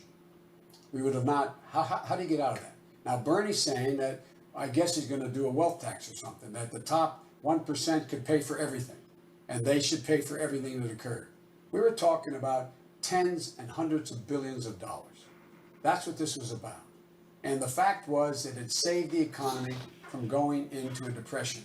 After we passed the Recovery Act, which I was the one who went out and got the 3 votes to get it changed, that had $900 billion in it, and was the thing that kept us from going into a Great Depression. Vice President Biden, I'm going to stay with you. Many of the 11 million undocumented immigrants and now even many legal immigrants in the United States are afraid to seek medical help. How do you ensure they feel safe enough to get treatment to help stop the spread of coronavirus? Anyone who shows up to be tested for coronavirus or gets coronavirus and is treated would be held harmless. Just like I've argued all along, any woman who crosses the border or is here and being beaten by her husband, but she's an undocumented, she cannot be deported because she reports. There are certain things you cannot deport an undocumented alien for, an undocumented person for, and that would be one of them. We want that. It's in the interest of everyone. And those folks who are the xenophobic folks out there, it's even in their interest that that woman come forward or that man come forward, because it deals with keeping the spread from moving more rapidly. They will not, should not, under any circumstances, be held accountable and deported. Alien, he said. That's not good. I have been criticized because the proposal for Medicare for All that I introduced includes making sure that undocumented people are also covered. And right now, we have the absurd situation where undocumented people who try to do the right thing, they're sick, they want to go to the doctor, they don't want to spread this disease, are now standing and thinking about whether ICE is going to deport them. So one of the things that we have to do is to make sure that everybody feels comfortable getting the health care that they need. That should be a general principle above and beyond the coronavirus. Second of all, we've got to end these terrible ICE raids, which are terrorizing communities all over this country. And thirdly, to answer your question, the time is long overdue for this country to move to comprehensive immigration reform and a path towards citizenship for those 11 million undocumented. And furthermore, on day one as president, I would restore the legal status of the 1.8 Senator, thank you. We're going young to talk people about immigration in a minute, but first I want to ask about something that's going on right now. Again, back to this crisis. We know that people over the age of 60 and those with underlying medical conditions, especially heart disease, lung disease, and diabetes, are the most vulnerable to coronavirus. That's all They're being ages. asked to change their behavior to protect themselves. So Senator Sanders, All let's start with ages. you. You're 78 years old. You had a heart attack. What are you doing to protect yourself? Well, a great deal. I mean, last night we had a fireside chat, not a rally. I love doing rallies, and we bring many thousands of people out to our rallies. I enjoy it very much. We're not doing that right now. In fact, our entire staff is working from home. So on a personal level, what we're doing is, I'm not shaking hands. Joe and I did not shake hands. And I am very careful about the people I am interacting with. Elbow bump. I'm using a lot of soap and hand sanitizer. I do not get the infection. And I have to say, thank God right now, I do not have any symptoms, and I feel very grateful for that. Vice President Biden, you're 77. What are you doing to protect yourself? Well, fortunately, I don't have any of the underlying conditions you talked about that I have to worry about, number one. Number two, thank God, for the time being, anything can happen, as my mother would say, knock on wood, that I'm in good health. Number three, I'm taking all the precautions anyone would take, whether they're 30 years old or 60 years old or 80 years old. And that is, I want to make sure that I do not shake hands any longer. I do not engage. We did the same thing. Our staff is all working from home. We are not doing rallies any longer. We're doing virtual rallies. We're doing virtual town hall meetings. We're in a situation where now I do not, as I said, when we encounter people, we're not going into Dan crowds. said. And so I'm taking all The the precautions boneyard, I anyone love it, else bro. should be taking. I wash my hands God knows how many times a day with hot water boneyard. and soap. I carry with me, as a matter of fact, I have in my bag outside here, a hand sanitizer. I don't know how many times a day I use that. funny. I make sure I don't touch my face, and so on. So I'm taking all the precautions we're told for everybody else to take. Let's turn to the race more broadly now. Throughout this campaign, you've each laid out starkly different visions for how to bring about change. Vice President Biden, Senator Sanders is calling for a political revolution. You said people want results, not a revolution. Make the case for why a revolution is not what the country needs or wants. We have problems we have to solve now. Now, what's a revolution going to do? Disrupt everything in the meantime? Look, the senator talks about his Medicare for all. He still hasn't told you how he's going to ever get it passed. He hasn't told you how, in fact, there's any possibility of that happening. He hadn't told you how much it's going to cost. He hadn't tell you how it's going to apply. It doesn't kick in for 4 years, even after it passes. We want a revolution. Let's act now. Pass the Biden healthcare plan, which takes Obamacare, restores all the cuts made to it, subsidizes further, provides for lower drug prices, make sure that there's no hidden bills, make sure that we invest, I want to invest $50 billion in dealing with underlying diseases that are of great consequence, diabetes, Alzheimer's, and cancer. Make sure that we have a Medicare option that's in a public option providing Medicare for us. We can do that now. I can get that passed. I can get that done if I'm President of the United States of America. That will be a fundamental change, and it happens now. I can tell you from experience, being a significant consumer of healthcare, with my sons, my family, all the things we've gone through. What people want is hope, and they need it now, not 4 years from now. And Bernie still hasn't told us how he's going to pay for it. We're talking about a $30+ trillion plan. Not quite true. Senator Sanders. Look, let's do something that is very rarely done in the Congress. Let's do something that the media doesn't do. Let's talk about the reality of American life. Why is it that over the last 45 years, despite the huge increase in productivity and technology, the average worker today is not making a nickel more in real dollars?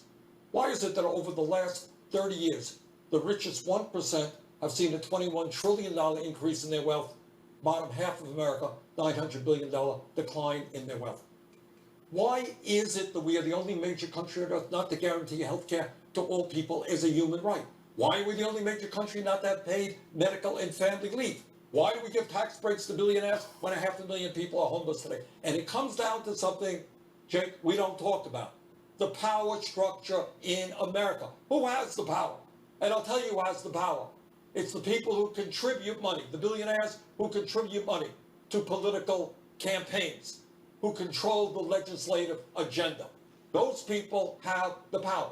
And if you want to make real changes in this country, if you want to create an economy that works for all, not just a few, if you want to guarantee quality health care to all, not make $100 billion in profit for the healthcare industry, you know what you need? You need to take on Wall Street. You need to take on the drug companies and the insurance companies and the fossil fuel industry. You don't take campaign contributions from them. You take them on and create an economy that works for all. You want to do that? Do what I proposed over 30 years ago. Federally fund all elections. No private contributions in the election process. If you want to do that, join me. Join me in my constitutional amendment that I've been proposing. Maybe you and I can work on that together, because that would fundamentally change it. Bernie, don't say anything. Don't say anything. I've not accepted a contribution from anybody over $2,800, number one. My average contribution is $44. Just this month, I've raised $33 million. Average contribution, $51. The idea that this is, Bernie's implication is somehow I'm being funded by millionaires. Bernie, look, in the last Super Tuesday and before that, Bernie outspent me 2, 3, 4, 5, 6 to 1. And I still won. I didn't have any money. And I still won. Senator Sanders? It's good that you had an idea 30 years ago. I don't want to join you. Why don't you join me? Why don't you get rid of the super PAC that you have right now? Boom! Which is running very ugly negative ads about me, by the way. Don't laugh, Joe. That's just the truth. And I got 2 other super PACs. Evil! running ads The evil against- laugh! Just say right now, go on television and say, hey, you know what? I think in the past, Joe, if I'm not mistaken, you condemned super PACs. Is that correct? You get rid of the 9 super PACs you have? I don't have 9 super. I don't have You any have super 9. PACs. You want me to list them? No, yeah, you go ahead and list them. Come on, give me a break. No, I won't give you a break on this one, Joe. You want me to list them? Yeah, give me a break. Is running negative. But here's the point. Bernie's This is the fucking point. slaying them right now. In the richest country in the history of the world, It's a comeback. half of our people should not be struggling to put food on the table. It's a comeback. And the reason for that is you have a political structure in which big money interests not only dominate the political system, but dominate our economy as well. Somebody makes a decision, we're going to shut down a factory in America, we're going to move to China, we're going to move to Mexico, pay people starvation wages there. This is an issue that has got to be ultimately dealt with. Who has the power in America? Are we content with so few exercising so much power when so many people have given up on the political process? I proposed a significant change in the tax code, and I've been proposing it for a long, long time. Number one. Number two, it's not just about taxing the super wealthy. It's about making sure everybody pays their fair share. For example, I can pay for my whole healthcare plan by changing the way in which we deal with capital gains. People should pay their capital gains based on what their income tax is, and not at 20%. That would raise $800 billion, pay for my entire medical healthcare plan, which would cover everyone.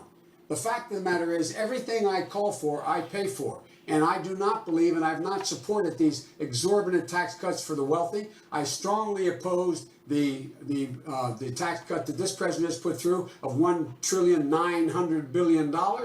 And I said at the time, this was all about trying to eliminate the safety net. Look, the idea that Bernie implies, the way he says things, speaking of negative ads, my Lord, Bernie, you're running ads saying I'm opposed to Social Security, that PolitiFact says is a flat lie, and that the Washington Post said is a flat lie. Oh, well, let me ask you a question, Joe. Yeah. You're right here with me. Yeah. Have you been on the floor of the Senate? You were Quarter in of the Senate hour. for a few years. Yeah. Cheers. Time and time again, talking about the necessity, with pride, about cutting Social Security, cutting Medicare, cutting veterans programs. No. You never said that. No. All right. America, go to the website right now. Go to the YouTube right now. Time after time, you were not a fan of Bo Simpson? I was not a fan of Bo. You were not a fan of the balanced budget amendment which called for cuts in Social Security? Come on, Joe, you were. Look, here's the deal. You're an honest guy. Why don't you just tell the truth here? We all make mistakes. I am telling the truth. You said that I, in fact, Why am I rated 96% by the Social Security Organization? Why am I viewed as a strong? All that I said. I have laid out how I will increase Social Security. Well, that's good. I laid that out. I have laid out how I'm going to make sure that it is in fact paid for. Jake. Go to JoeBiden.com. Look Thanks, at my Kaya. exchange with Paul Ryan on his desire to try to privatize and/or cut Social Security, and understand how he manipulated it. No, all right. Joe, let me repeat it again. I want you just to be straight with the American people. I am saying that you have been on the floor of the Senate time and time again talking about the need to cut Social Security, Medicare, and veterans programs. Is that true or is that No, not it's true? not true. That is not true? That is not true. What is true is, God, it's in terms of true. negotiations that are taking place. He's just how to fucking deal with the straight up deficit, lying. Everything was on the table. I did not support any of those cuts. I've In seen the Social videos Security, on already. veterans- Whoa. Everything was on the table. All right, you're right. You just said it. Including, in your judgment, cuts to Social Security and veterans. In order to get the kinds of changes we need on other things related. Joe, But we did not cut it. I know, because people like me help stop that. But Joe, you just contradicted yourself. 1 minute, one minute you said, I was not on the floor. The next minute you say, well, yes, there was a reason why I was worried about the deficit. Maybe that's good reason, maybe it's not. All that I am saying is you were prepared to cut and advocated for the cuts of programs. I did not. I never voted to cut Social Security. Not talking about voted, Joe. That's not what I said. Voted. Well, look, I voted to protect it. Just go look at the debate with Paul Ryan for the vice presidency. Look at what I did. And Bernie, will you acknowledge your campaign took out of context that whole exchange between Paul Ryan? Are you saying PolitiFact is wrong? Are you saying? Yeah, well, believe me, the Washington Post PolitiFact is wrong a whole lot of times. But are they wrong on that, Bernie? Okay. Are they wrong on that, Bernie? Joe. Bernie, Joe, did you miss? Joe, wait a minute. I'll answer your question. You answer mine. I answered yours. No, you didn't. All right. One more time. Were you on the floor, time and time, for whatever reason, talking about asking them the again. cut Social Security and Medicare and veterans programs? No, I did not talk about the need to cut any of those programs. Okay, all that I would say to the American people, go to YouTube. It's all over the place. Joe said it many, many times. I'm surprised. You can defend it or change your mind on it, but you can't deny the reality. So, Senator, because you brought up Social Security Yeah. and you've been talking about it, I want to ask you about something that you wrote in 1996. You were a member of the House, and you wrote an op-ed that said, quote, "It is clear we will have to make incremental adjustments in Social Security taxes and benefits."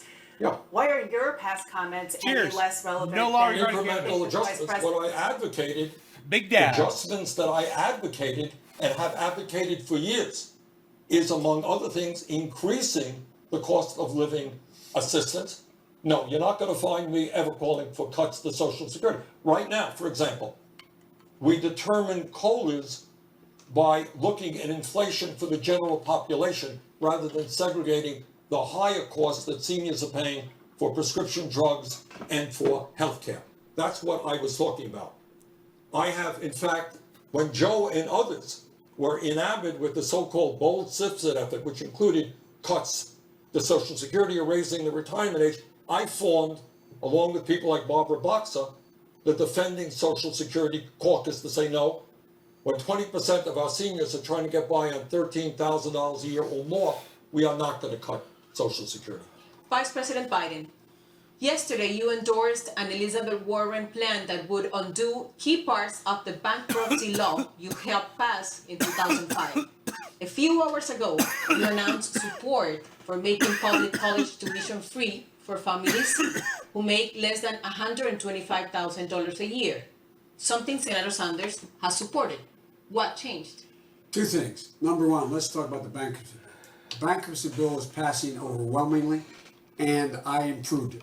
I had a choice. It was going to pass, a Republican president, Republican Congress, and I offered two amendments to make sure that people under $50,000 would not be affected, and women and children would go to the front of the line on alimony and support payments.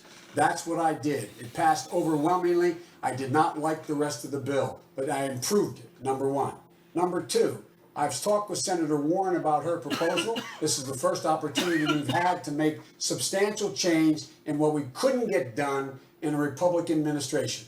That's why we talked 2 nights ago, and I supported her proposal. And it's a good proposal, it's a solid proposal. And she should get credit for having introduced it. With regard to what we're talking about in terms of college education, I've been saying for a long time that we're in a position where 12 years of education is not enough for the 21st century. We need 16 years of education.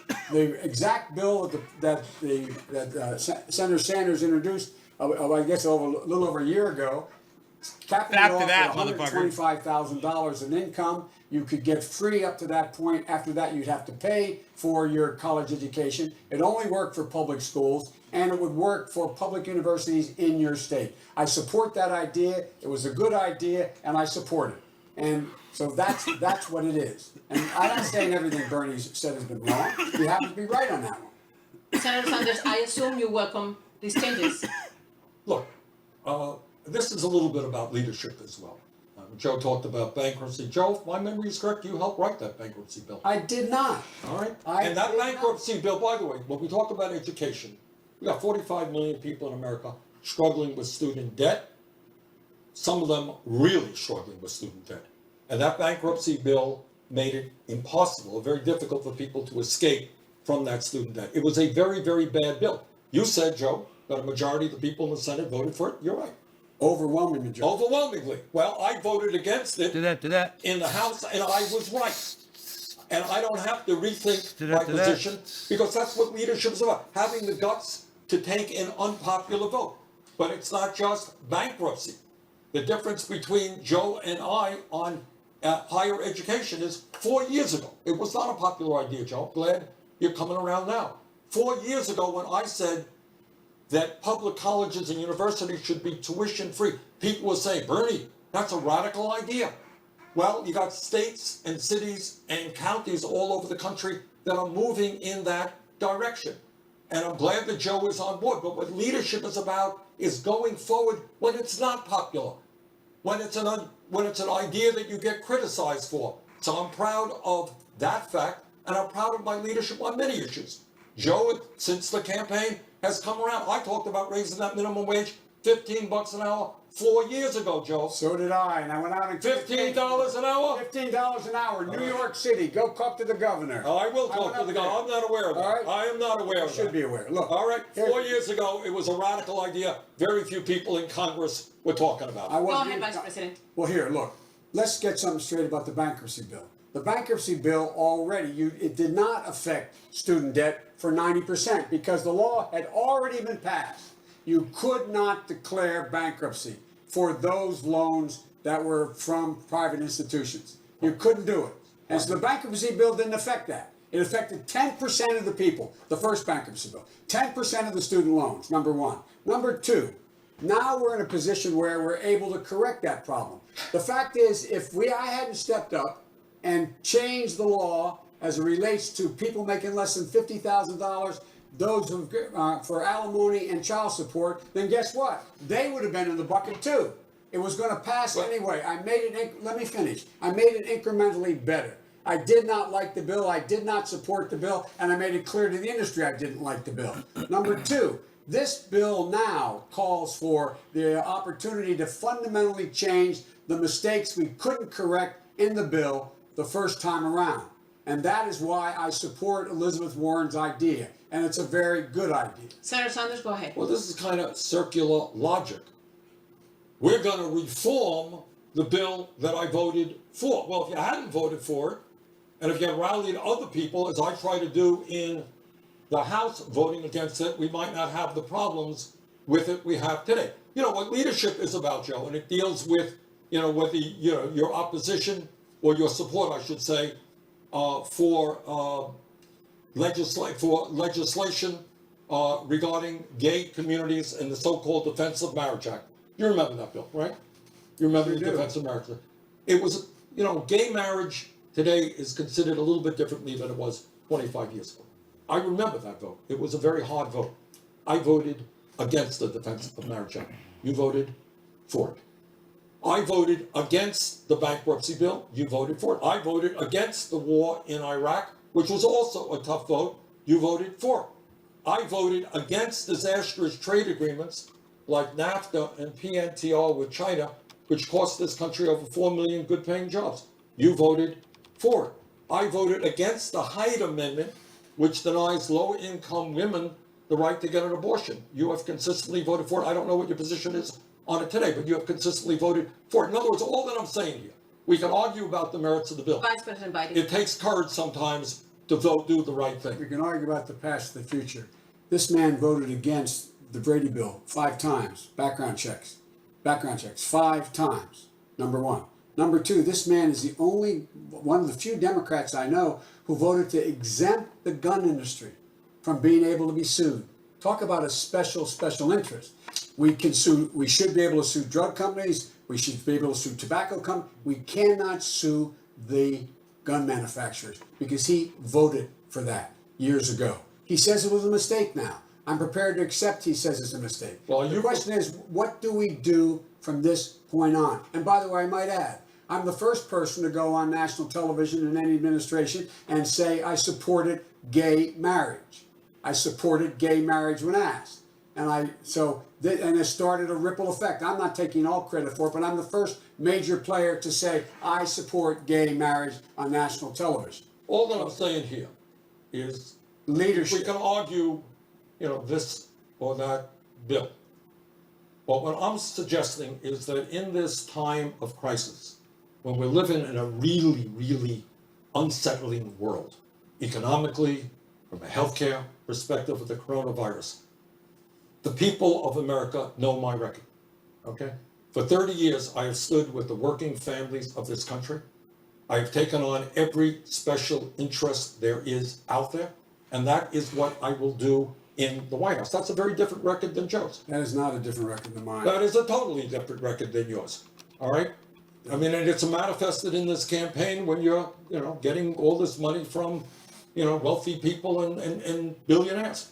So I think if you want somebody who will take to the White House what I've done for my whole life. Thank you, Senator Sanders. And that is take on special interest. I think I'm that candidate. Average campaign contribution $44. Let's talk about the future, Vice President Biden. If you become the Democratic presidential nominee, how will you appeal to supporters of Senator Sanders when you do disagree on so many issues? He's making it hard for me right now. I was trying to give him credit for some things. He won't even take the credit for things he wants to do. Look, I think that I want to make it clear. If Bernie's a nominee, I will not only support him, I will campaign for him. And I believe the people who support me will do the same thing. Because the existential threat to the United States of America is Donald Trump. It's critical. I would hope that Bernie would do the same thing if I'm the nominee and encourage all of his followers to in fact Very support uniting, me as Joe. well. Because it's much bigger than either of us. Character of the nation is on the ballot. It goes well beyond whether or not Senator Sanders and I both agree we need health care should be a right, not a privilege. We both agree we have to deal with student debt. We both agree we have to deal with education and access to education. We both agree that we have a new Green Deal to deal with the existential threat that faces humanity. We disagree on the detail of how we do it, but we don't disagree on the principle. We fundamentally disagree with this president on everything. This is a man who wants to cut Social Security, cut Medicare, not Bernie, the president of the United States. So this is much bigger than whether or not I'm the nominee or Bernie's the nominee. We must defeat Donald Trump. He is the exit. 4 more years of Donald Trump will fundamentally change the nature of who we are as a nation. We've got to restore this country's soul.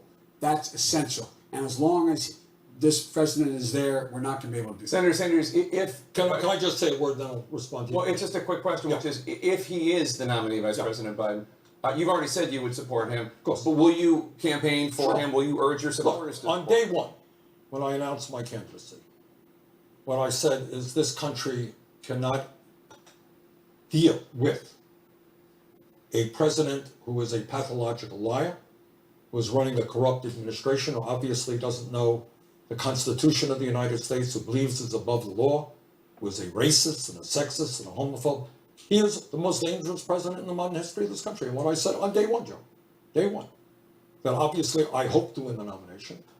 But if I don't win the nomination, and I think every other Democratic candidate is prepared to come together to do everything humanly possible to defeat Donald Trump.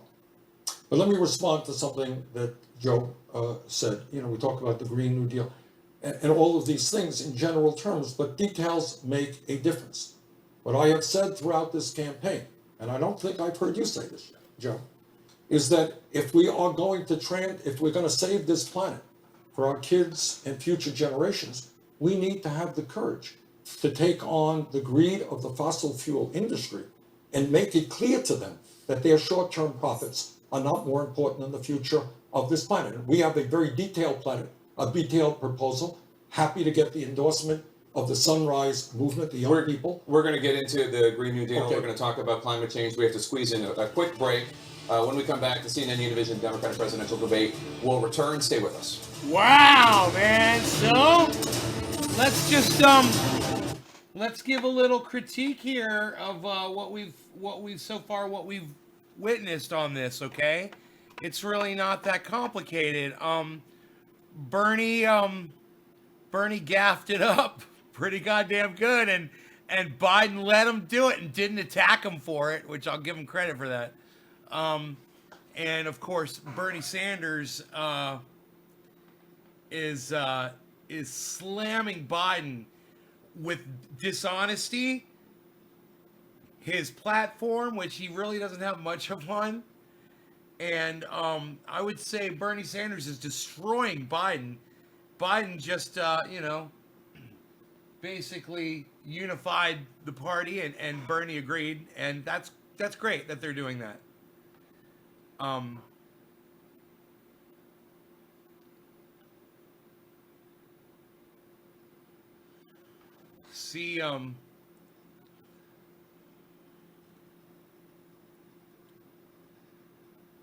So this is basically a really interesting situation. I wonder if we could turn on Facebook. Let's see what happens while the debate is off. I don't know. Maybe I'm banned from live streaming on all my channels now. We'll see. We'll see what they did to me.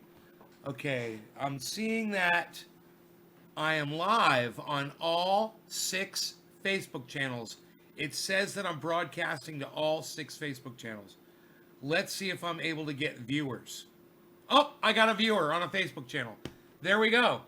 So up 2 viewers on one Facebook channel, 1 viewer on another channel, 1 viewer on yet another channel, 1 viewer on yet another channel on Facebook. That's only 2 channels that don't have viewers yet, but they are open. 2 channels on, okay, 3 channels, 3 people on 2. Okay, we're good. Listen, those of you that are on Facebook, Facebook dropped my feed because I can't show the CNN broadcast on Facebook, obviously. So I wanted to come on and tell you guys, if you want to see this debate that's going on, come on back over to YouTube or,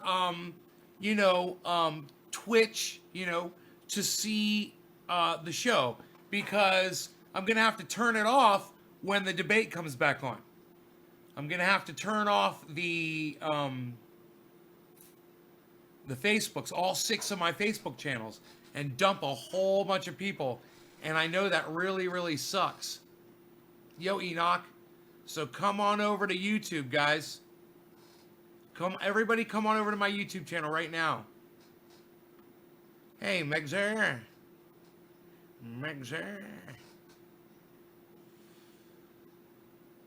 On Twitch, no, it's Trendy As Dabbers. Trendy As Dabbers on YouTube, Trendy As Dabbers on Twitch. Trendy As Dabbers on YouTube, Trendy As Dabbers on Twitch. Wow, 170 viewers. I wish there was a way I could do this. Maybe if I watch the debate and we listen to it off screen. You guys, what do you think about that? I got a grow update. Oh, right on Nutrient. Way to go. Bruce. Or Periscope. Philip. Nay. Joe, what up? Nutrient. Cheers. Michael. I usually watch Lisa, what happened? Justice, some watching from Germany. What's up, Germany? Philip, that's cool. Seeing it is more exciting. I want to watch. Bob, it is good to see, right? I hate to shut off. Bro, I got 165 people watching across with all of the viewers everywhere. And it's not showing me where all these viewers are coming from, actually. I can't account for this. Here, the debate's coming back on. Here, let's see what we can pull off here. As we noted, on Tuesday,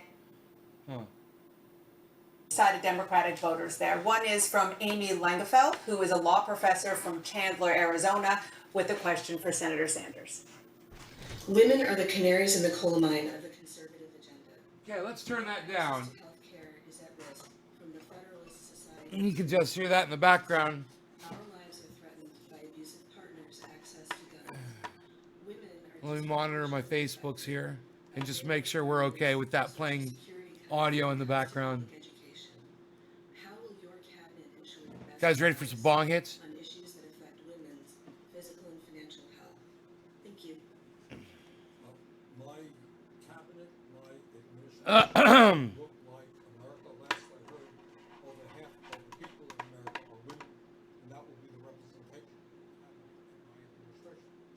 And in terms of policies, unlike Joe, I have consistently believed, and have a 100% lifetime voting record from groups like NARAL, that it is a woman's right to control her own body, not the government.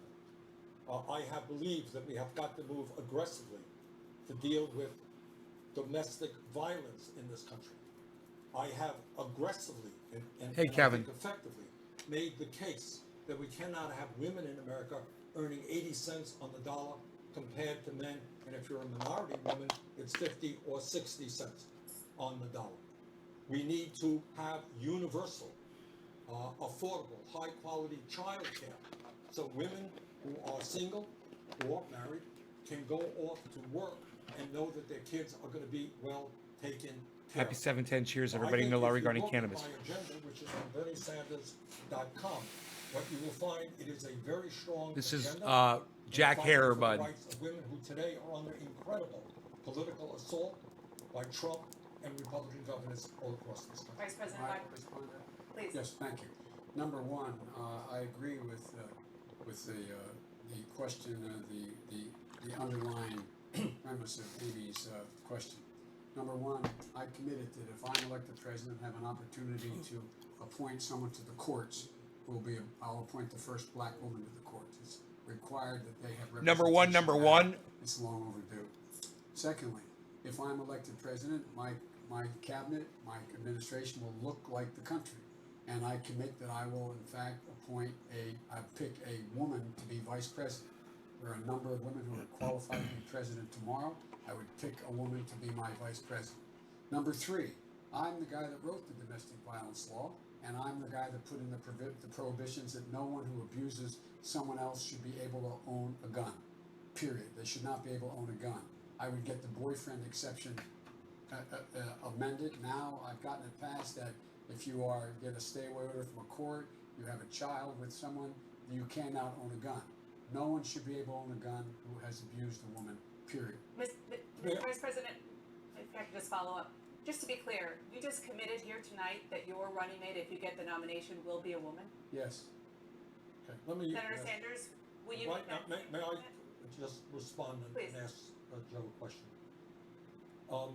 Right now, a woman's right to control her own body is under massive assault, unprecedented assault. Yes. Joe, you have in the past, on more than one occasion, voted for the Hyde Amendment, which says that a woman, low-income woman, could not use Medicaid funding for an abortion.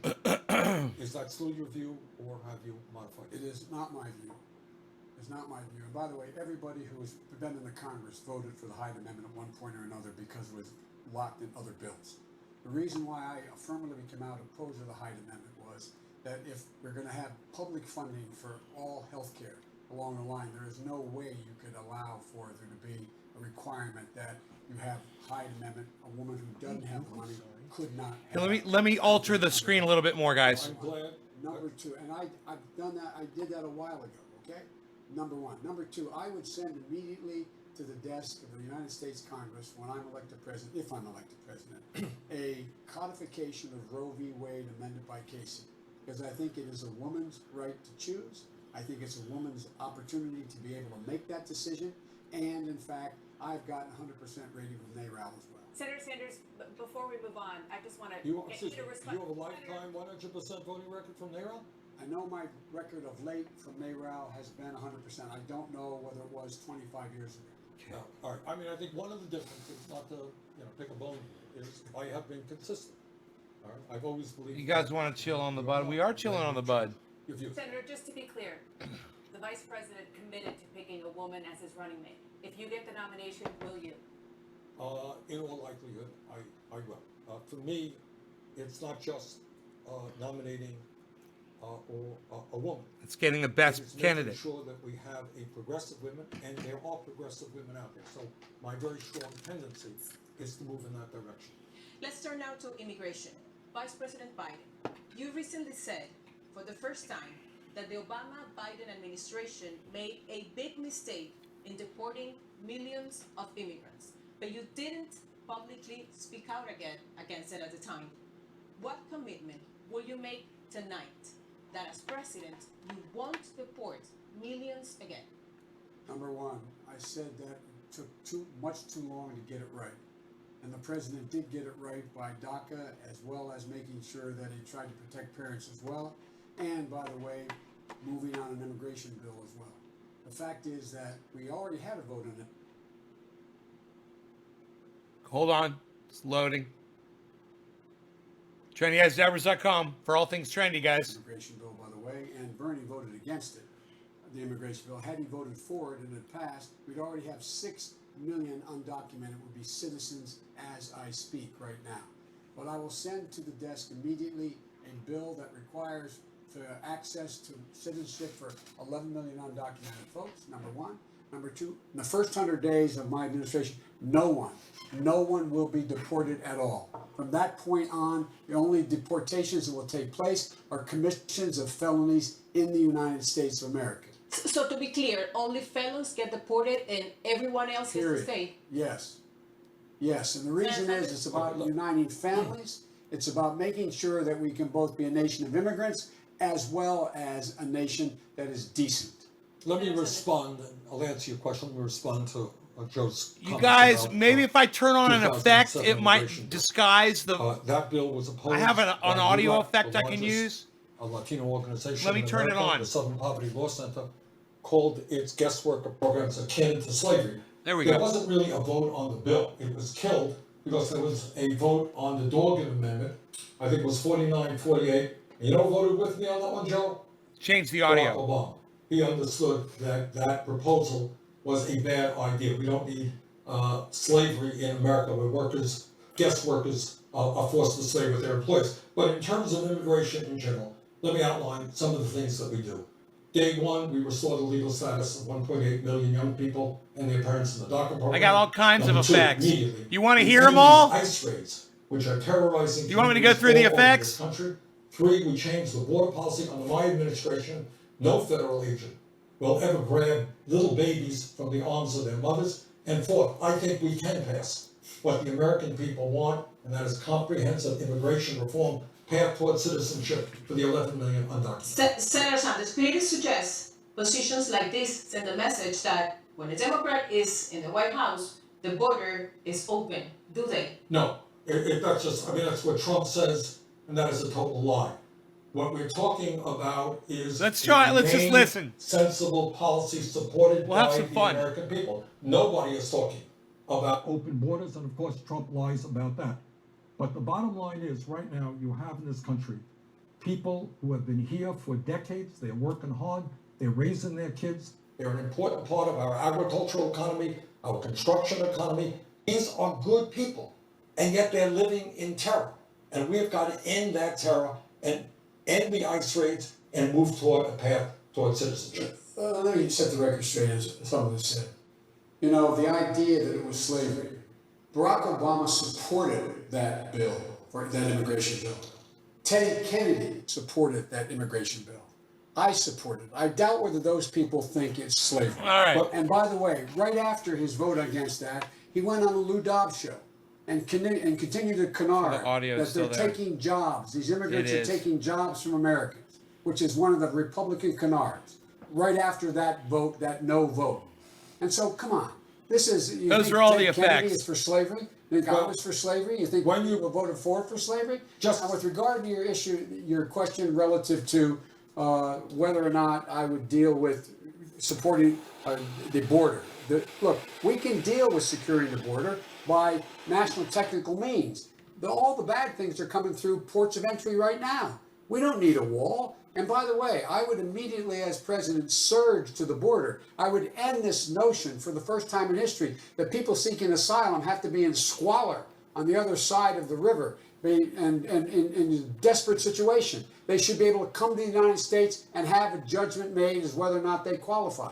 I would also surge to the border. Immigration judges to make decisions immediately. And no one would be put in jail while waiting for their hearing. Senator Sanders? That's kind of what I've been saying throughout the entire campaign. So what we need is at the border hundreds of administrative judges. We need to deal with people who are seeking asylum based on international law. We need not to be dividing children from their parents and dividing families up. We need a humane border policy. And I'll tell you what else we need, and I speak as the son of an immigrant. My father came to this country from Poland at the age of 17, without a nickel in his pocket, couldn't speak English, didn't have much of an education. I will end on day one the demonization, the ugly demonization from the White House of the immigrant community in this country. We've got a president who is trying to divide us up. My administration brings our people together, Black and white and Latino, Native American, Asian American. Thank you, Senator Sanders. Vice President Biden, you opposed sanctuary cities as a presidential candidate in 2007. Where do you stand now? Should undocumented immigrants arrested by local police be turned over to immigration officials? No. Senator Sanders? Of course not. Look, and one of the things that goes on when you have that process is that not only the psychological terror, and I've talked to these kids. Kids are scared to death in America when they come home from school that their mom or dad may not be there, may be deported. What we need to do is to end, and I will end this on day one, the ICE raids that have been so harmful to so many people. And we need to do, again, what the American people want us to do. I'm the son of an immigrant. This is a country significantly built by immigrant labor, built by slave labor. And what we have got to do is appreciate each other and end this demonization and divisiveness coming from the Trump administration. Go ahead. Look, we are a nation of immigrants. Our future rests upon the Latino community being fully integrated. 24 out of every 100 children in school today, from kindergarten through high school, is a Latino. Right now, today. The idea that any American thinks it doesn't pay for us to significantly invest in their future is absolutely a bizarre notion. Because if we do not invest, everything that the very wealthy are concerned about and the xenophobes are concerned about will in fact get worse, not better. We should be embracing, bringing them in, just like what happened with the Irish immigrants after the famine, just what happened to the Italians, etc. We've been through this before. Xenophobia is a disease. Thank you, Vice President Biden. Let's move now to the climate crisis. I'm coming right to you, Senator Good. Sanders. The World Health Organization calls the climate crisis a, quote, health crisis, and warns that climate change could fuel the spread of infectious diseases. Can you point to specific measures in your climate plan that address that threat? Well, of course we do. I mean, we look, this is what the scientists are telling us, the same scientists who make your point there, Jake. What they're telling us is if we don't get our act together in the next 7 or 8 years, there will be irreversible damage done to this planet. We're talking about cities in America, from Miami to New Orleans to Charleston, South Carolina, being underwater. We are talking about severe droughts, which will prevent farmers in the Midwest from growing the food that we need. We're talking about extreme weather disturbances, which hit Houston, Texas, Venice, Italy, just a few months ago. We are talking about the absolute need, and I want to hear Joe's position on this. This is not a middle of the ground thing. This is not building a few more solar panels or a few more wind turbines. What this is about is transforming our energy system as quickly as we humanly can away from fossil fuel. It is insane that we continue to have fracking in America. It is absurd that we give tens of billions of dollars a year in tax breaks and subsidies to the fossil fuel industry. This has got to end and end now if we love our kids and future generations. Vice President Biden? First thing that President Obama and I were summoned to the the Defense Department for was to meet with all the chiefs. The single greatest threat to our national security, they said, is climate change. Single greatest threat to our national security. Because as populations have to move, because they can no longer live where they are, because their islands are sinking, because you saw what happened in Darfur with the change in weather patterns and the desert there, it causes war. It causes great migrations. Great migrations. They said that's the single biggest problem. Number two, there's an awful lot of people today who are in fact getting ill because of the changes in the environment, particularly up where Bernie lives. It has nothing to do with him, but up in the Northeast, because you have everything from beetle infestation and a whole range of things that are causing diseases as well, in addition to eliminating foliage. So, Vice President Biden, let me ask you then. You talk about this being the number one crisis. Yes. They told you at the Pentagon. The price tag for your climate plan is about $1.7 trillion. That's about $14 trillion less than Senator Sanders wants to spend on this. Is your plan ambitious enough to tackle this crisis? Yes, it is ambitious enough to tackle the crisis, because what you go to JoeBiden.com, I lay out the first 13 things I would do immediately upon being elected. Number one, we're going to once again reinstate all the cuts the president made and everything from the CAFE standards, how far automobiles can go, investing in light rail so that we take cars off the road, making sure we're in a position where we are now in a position that we put 500,000 charging stations in areas that, in fact, all new highways that we built, making sure that we spend $500 billion a year in the federal government paying for transportation, the vehicles we run. All of those being converted to be able to run on low carbon fuel and or be able to run on no carbon fuel at all by having them move into a direction that is all carbon free. We can do these things. We can lay down the tracks where nothing can be changed by the next president or following president, the one beyond that. In addition to that, we also have to, I would immediately rejoin the Paris Climate Accord, which I helped put together. I would call the 100 nations, over 100 nations, but the 100 major polluters to the United States in the first 100 days to up the ante and make it clear that in fact if they didn't, there'd be a price to pay. And lastly, I would be right now organizing the hemisphere and the world to provide $20 billion for the Amazon, for Brazil, no longer to burn the Amazon so they could have forests, no longer forests, but they could have farming, and say, this is what we're going to do. They absorb more carbon in the Amazon and the region that's burning now than we emit in one entire year per year. Thank you, Mr. Vice President. Senator Sanders? All well and good, but nowhere near enough. I mean, you mentioned we started this debate talking about a warlike situation in terms of the coronavirus. And we said we have to act accordingly. You said it. I think you're right. I said it. We have to act dramatically, boldly, if we're going to save lives in this country and around the world. I look at climate change in exactly the same way. It's not a question of re-entering the Paris Accord. That's fine. Who cares? It's not a big deal. The deal right now is, do we have the courage? And this gets back to the point I'm trying to make all night long. Do we take on the healthcare industry and tell them their profits are not more important than healthcare for all? Do we take on the fossil fuel industry? Look, in terms of the fossil fuel industry, these guys have been lying. They've been lying for years, like the tobacco industry lied 50 years ago. Oh, we don't know if fossil fuels, if oil and carbon emissions are causing climate change. They knew. ExxonMobil knew. They lied. In fact, I think they should be held criminally accountable.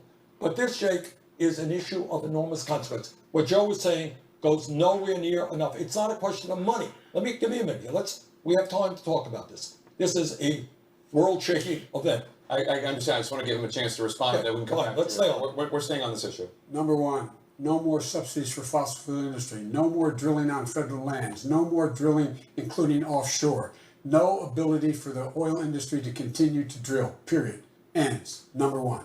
Number two, we're in a situation as well where we cannot, we are able to move rapidly to change the dynamic in terms of what we can do to set in motion. The fact that he says climate change, Paris Accord doesn't mean much. We can get everything exactly right. We're 15% of the problem. 85% of the problem is over there. We need someone who can deal internationally. We need someone who can bring the world together again. We need someone who can move in a direction that, in fact, if you violate the commitment you make, you will pay an economic price for it, like what's happening in China. They're exporting coal, significant coal. Thank you. Look, obviously, the Paris Accord is useful, but it doesn't go anywhere. If you laugh at Joe, then you're missing the point. This is an existential crisis. Bingo. You talk about, I'm talking about stopping fracking as soon as we possibly can. I'm talking about telling the fossil fuel industry that they are going to stop destroying this planet. No ifs, buts, and maybes about it. I'm talking about speaking to China. Well, I'm not sure your proposal does that. I'm talking about speaking to China, to Russia, to countries all over the world. And in this moment, what is in the right place? But this requires dramatic, bold action. We've got to take on the fossil fuel industry. Your plan does not do that. My plan takes on the fossil fuel industry and it unites the world. He just got finished saying. What's he going to do? He's going to bring these countries together, make it clear to them. I'm saying we bring them together, make them live up to the commitments. If they don't live up to the commitments, they pay a financial price for it. They pay an economic price for it because we can do everything. My state is 3 feet above sea level. I don't need a lecture on what's going to happen about rising seas. I know what happens. I watched the whole Delmarva Peninsula, just like it is in South Carolina and the rest. Something I know a little bit about. I wrote the first climate change bill that was in the Congress, which PolitiFact said was a game changer.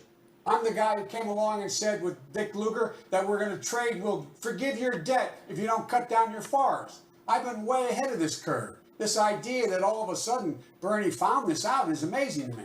Senator Sanders? Bernie didn't find it out. Bernie is listening to the scientists. And what, you're talking about making countries around the world fulfill their commitments. Those commitments are not enough. What this moment is about, Joe, is that the scientists are telling us they underestimated the severity of the crisis. They were wrong. The problem is more severe. So all that I'm saying right here is that we are fighting for the future of this planet, for the well-being of our kids and future generations. You cannot continue, as I understand Joe believes, to continue fracking. Correct me if I'm wrong.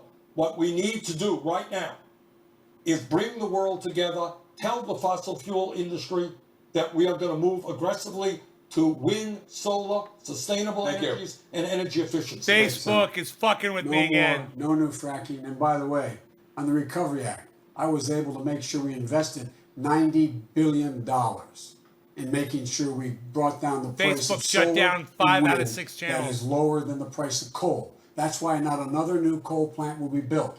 I did that while you were watching. Number one. Number two, we're in a situation where we, in fact, have the ability to lay down the tracks where no one can change the dynamic. And that's why we should be talking about things like I've been talking about for years. High-speed rail, taking millions of automobiles off the road, making sure that we move in a direction where no more drilling on federal lands, making sure that we invest in changing the entire fleet of the United States military to... Thank you, Mr. Vice President. Senator Sanders, I want to talk to you about fracking. Because you want to ban fracking, which is a method of extracting natural gas. The shift towards natural gas and away from coal has resulted in reduced U.S. carbon emissions. So how can the U.S. transition to your targeted goal of zero emissions with fracking completely out of the picture? Because we have to invest in an unprecedented way.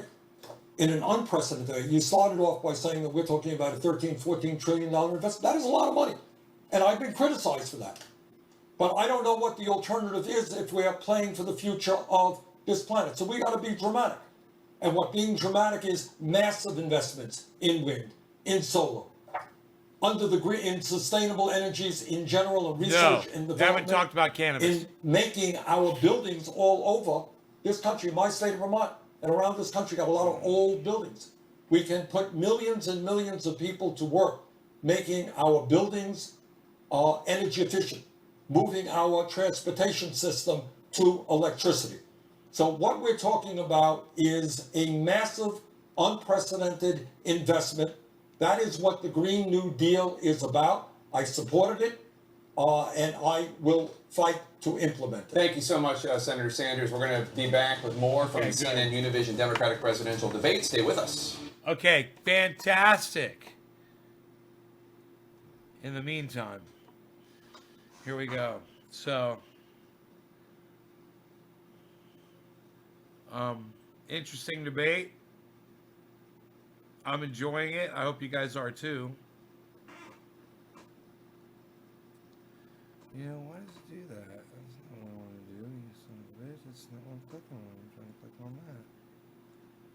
It's like you suck so bad. I have to do that. Just whatever, man. Stupid software. What? Don't mind me.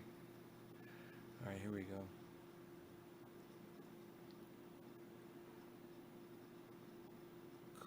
Cool. Cool. We're just going to do that. Okay, how about that? Who do you think is winning? Dab Rig is back up, Joe. Joe Lion again. Well, by going what you guys are saying here in the chat, Bernie Sanders is destroying him. If I would judge simply by what you guys are saying. At the beginning, Bernie Sanders had a rough start. He made a couple of errors. He made a couple of gaffes, and Joe Biden was a lot smoother. But then Bernie Sanders started calling Joe Biden on his lying and his bullshit, and he got like his got in a zone. Bernie Sanders is like in a zone now, and he's just been throwing bombs. Battertons, debatey Batertons, debatey Batertons, Rob Mulligan. Debatey Batertons, debatey Batertons, that's so good. Debatey Batertons, debatey Batertons. Cool, Hector. Yeah, you should check out my live stream. I talk about climate all the time, man. Talk about the pine beetle. Talk about evidence. Talk about, the fires here in Northern California. Things that I can attest to personally. Here we go, guys. Here we go. I think we're back. If it'll give me the volume. For some reason, it's not giving me the volume. It's not giving me the volume thing again. I don't know why that is.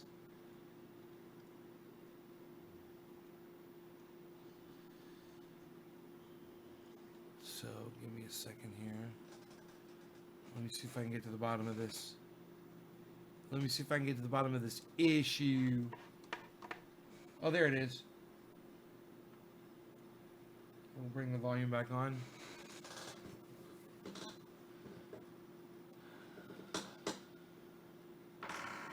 Get to the point already. Thank you so much. Do I think he's not going hard enough? Yeah, I don't think he's going hard enough. I think he has to be harder on him. Yeah.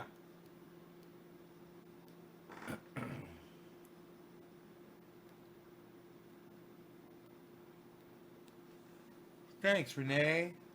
I appreciate that.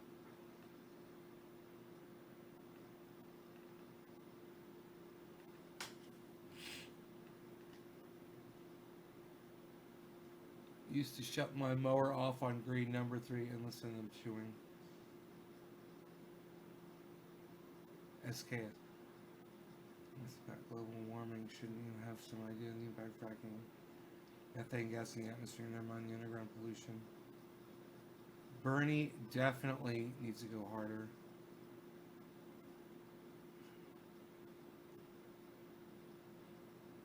You guys are funny. You guys are saying funny shit. So I'm thinking maybe I should alter the sound a little bit with one of those echoes, you know? Welcome back to the CNN Univision Democratic presidential debate on Tuesday. Voters in Arizona, Ohio, Illinois, and Florida will cast their votes in the Democratic primary. Here's Univision's Ilya Calderon. Thank you, Jake. Let's move now to foreign policy. Senator Sanders, there are about 1.5 million Cuban Americans living in Florida right now. Why would they vote for you when they hear you praise a program of Fidel Castro, a dictator who jailed, tortured, and killed thousands of Cubans? I have opposed authoritarianism, whether it's in Cuba, whether it's in Saudi Arabia, whether it's in China, or whether it is in Russia. That is my life record. I believe, unlike the President of the United States, in democracy, not authoritarianism in Cuba or any place else. What I believe right now in this world is that we are faced with a global crisis and a movement toward authoritarianism. That's what Putin in Russia is leading. That's what MBS in Saudi Arabia is leading.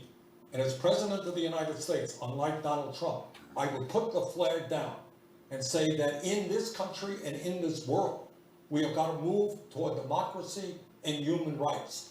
That is my view and has always been my view.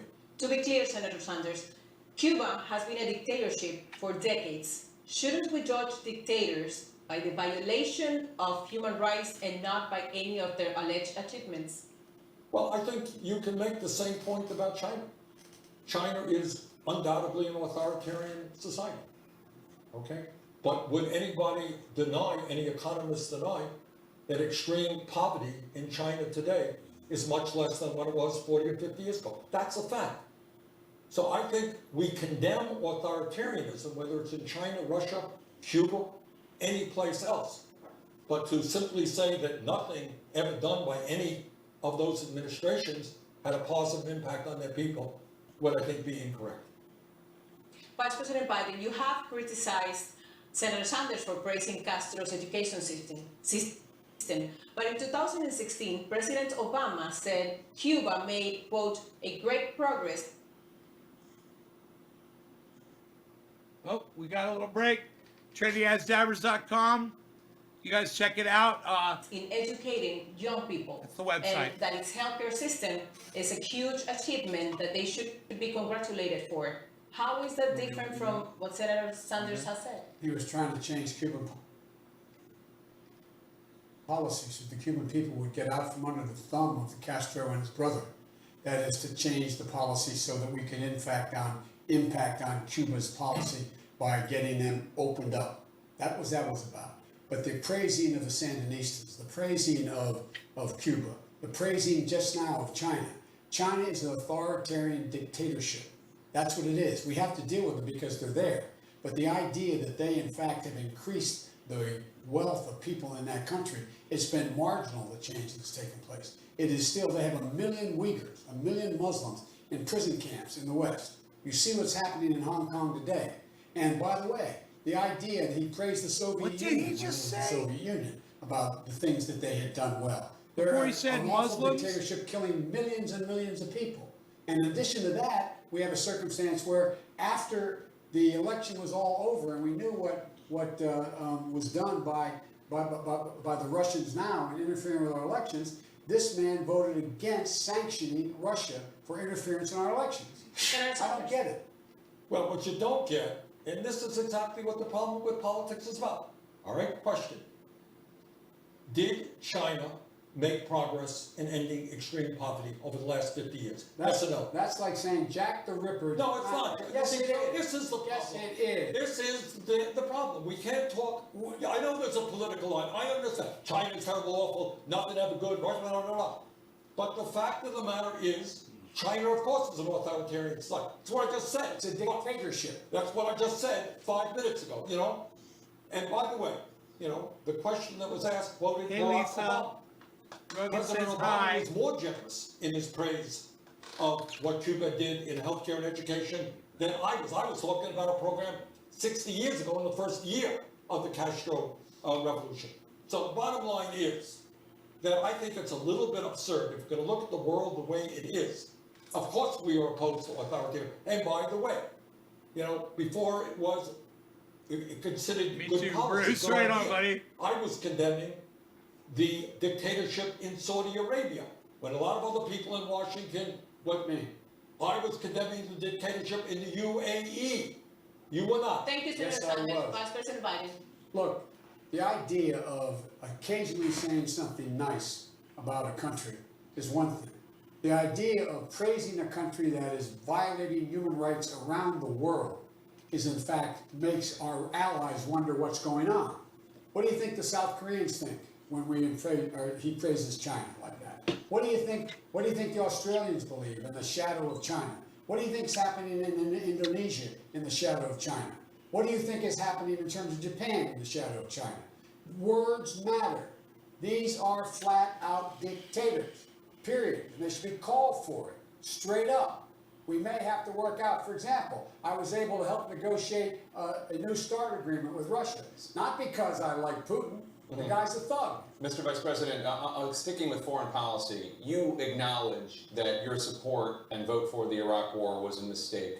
What lessons did you learn from that mistake, and how might those lessons influence your foreign policy decision-making as president? I learned I can't take the word of a president when in fact they assured me that they would not use force. Remember the context. The context was the United Nations Security Council was going to vote to insist that we allow inspectors in to determine whether or not they were in fact producing nuclear weapons or weapons of mass destruction. They were not. And what's the first thing that happened when we got elected? The President Obama turned to me and said, get those troops out of there. I was responsible for getting 150,000 combat troops out of Iraq. I admitted 14 years ago it was a mistake to have trusted him. And I'm prepared to compare my foreign policy credentials up against my friend here on any day of the week and every day. Well, let's start off with the war in Iraq, Joe. I was there too. I was in the House. I understood. And by the way, let's be clear about what that vote was. And you were there at the signing ceremony with Bush. Everybody in the world knew that when you voted for that resolution, you were giving Bush the authority to go to war. And everybody knew that's exactly what he and Cheney wanted to do. Most people who followed that issue closely understood that the Bush administration was lying through its teeth with regard to Saddam having weapons of mass destruction. I understood that. I was on the floor of the House time and time again. But the issue is not just the war in Iraq. That was a long time ago. The issue is the trade agreement. It wasn't so easy for me to lead the effort against disastrous trade agreements. The issue was the bankruptcy bill that you supported. The issue was the Hyde Amendment. The issue is the Defense of Marriage Act. The issue is whether or not in difficult times, and God knows these are difficult times, we're going to have the courage to take on powerful special interests and do what's right for the working families of this country. Why did you vote not to sanction I tell you, Russians? You know what? Because you keep talking about Iran. That was tied to Iran. Russia was in Iran. I think John Kerry indicated his support for what I did. That was undermining the Iranian agreement. That's why. That's why. And that's the only reason why. I have condemned Russia time and time again. Vice President Obama. The fact is that the idea that I, in fact, supported the things that he suggested is not accurate. Look, I'm the guy that helped put together the Iran deal and got the inspectors in there. That was my chief of staff was the guy, my foreign policy guy, doing that negotiation. I was the guy that helped put together a 60-nation organization to take on the ISIS in Iraq and in Syria. I've dealt with these folks. I know them, and I know what they're like, and I know who the good guys are and who the bad guys are. The fact is, Bernie's notion about how he embraces folks like the Sandinistas and Cuba and the former Soviet Union and talks about the good things they did in China is absolutely contrary to every message we want to send the rest of the Senator Sanders. I have led the effort against all forms of authoritarianism, including America's so-called allies in the UAE and in Saudi Arabia, and in fact, as you may know, worked with conservative Republicans to utilize for the very first time the War Powers Act to get the United States out of the horrific war in Yemen led by Saudi Arabia. That's what I did.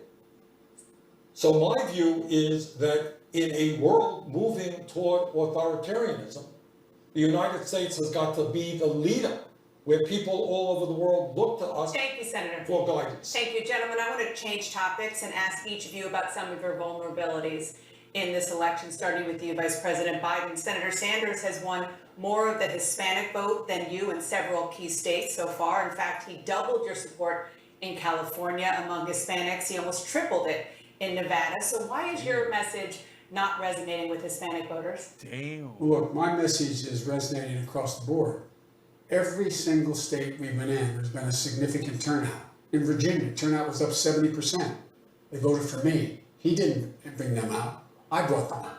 And number two, look what's happened in Mississippi. Look what's happened in North Carolina. Look what's happened in Washington State. Look what's happened across the board. Why is it that I'm winning all those places? What's the reason? What's the reason? The reason is because they know I am a Democrat with a capital D who in fact believes that our base is the base of the Democratic Party, which are hardworking men and women who in fact are high school educated, African Americans and minorities, including Hispanics, but all minorities, suburban women, people who in fact have a sense of our place in the world. That's why I am winning, not just winning, but overwhelmingly winning. Not even close in these places. Senator, Well, you didn't. Senator Sanders, let me just follow up with you about an issue that you're having. For the second consecutive presidential election, you're struggling to gain wide support from African Americans. Why is your message not resonating with African American voters? Here is what I believe is happening, and this is an important point, and why I decided. Because of to run. name association with I think it's Biden with imperative Obama. that we defeat Trump. That's simple. I think our campaign of a biracial, bigenerational, multi-generational, Trendy Ass grassroots Dabbers movement on is the way Twitch. to do it. Trendy Ass Now, we Dabbers have on won some Twitter. states. Joe has Trendy Ass won Dabbers more on states Instagram. Than I have. But And here's what we are winning. TrendyAssDabbers.com. We are winning the ideological For struggle, even in states like Mississippi. Trendy which are one Pain major Oil. victory. Turns out that a pretty good majority of the folks there believe in Medicare for all. That's true in almost every state in this country. And the other issue that we don't talk enough about is we are winning the generational struggle. Depending on the state, we're winning people 50 years of age or younger, big time people 30 years of age and younger. I frankly have my doubts. Look, if I lose this thing, Joe wins, Joe, I will be there for you. But I have my doubts about how you win a general election against Trump. Will be a very, very tough opponent unless you have energy, excitement, the largest voter turnout in history. And to do that, you are going to have to bring young people who are not great voters. They don't vote in the kinds of numbers they should into the political process. You're going to have to bring Latinos who are great people of the agenda that we need, but also don't vote in the numbers that we need. I have my doubts that Vice President Biden's campaign can generate that energy and excitement and that voter turnout. I will do that. And by the way, just get this straight. The energy and excitement that's taken place so far has been, for me, 70% turnout increase in Virginia. I can go down the list. They're coming out for me. And I didn't even have the money to compete with this man in those states. I virtually had no money. The press kept saying, Biden has no money. And they were right. Biden had no money. Everybody supports Medicare for all. He still hasn't indicated how much it's going to cost people. He's yet to know exactly what it's going to. So here's my point. People don't know the detail at all. And the fact is, I am overwhelmingly among Democratic constituencies across the board. Thank you, Mr. Vice President. We're going to be right back with more from the CNN Univision Democratic presidential debate. Stay right there.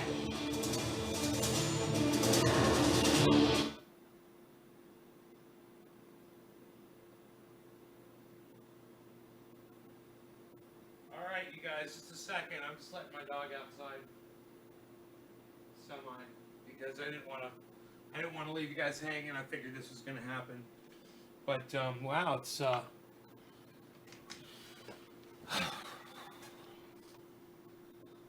like this. Okay. Great. Great. It's 4:20 in Newfoundland. Right on. Oh, Rogan's already back. Rogan. Rogan. Hey. I know you want to have fun, but be nice with the cat. Be nice. You said disregarding. So many questions about what is the federal government doing. Do you get the anger that is out here? They closed off this entire street. Do you really think you're a champion of the gay community? Sir, with all due respect, that's the argument of a 5-year-old. I didn't start. Dude, I can't turn this off. Things I've seen, all the people I've talked to, I carry with me. They're part of what I do every night, right here, holding the powerful. I can't mute it. Keeping them honest. AC 360, weeknights at 8, only on CNN. I don't know how to turn that off. There it is. Now they're giving me the volume. That's weird. I'll just mute that. That was weird that it did that. Disregarding climate change is not only stupid, it's going to bite you in the ass 10 years down the line if it takes even that long. Right, cool. You should be watching my show, man. I talk about that all the time. You're going to like my show. You should check out Guy McPherson, too. If you already sound like you know about him, but Guy McPherson. It's naturebatslast.com. naturebatslast.com.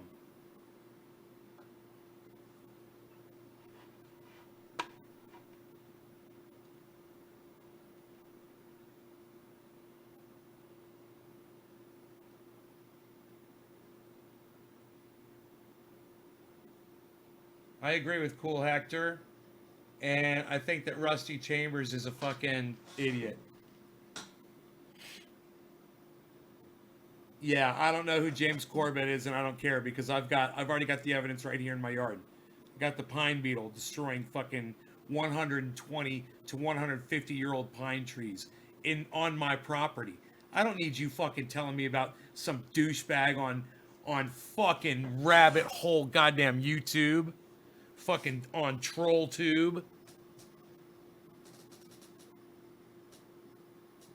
Jeez. It's not my opinion. I literally have the evidence here in my yard, Rusty Chambers. Do you? What evidence do you have against it? I've got the evidence right here for it. How do you refute what the pine beetles are doing on my property? How do you refute that? Are you listening to me, Rusty? Are you listening to what I'm saying? There's 150-year-old trees that are all of a sudden dying. They're 150 years old. What's that say? It means in 150 years, this hasn't happened.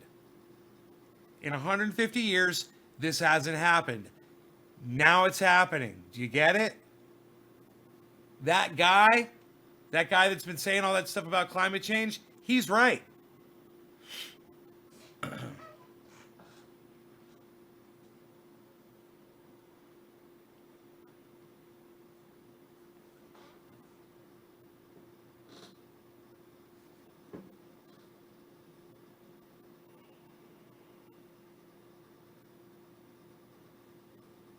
They are. Go, man. Go do a little research. These coastal cities are going underwater right now, man.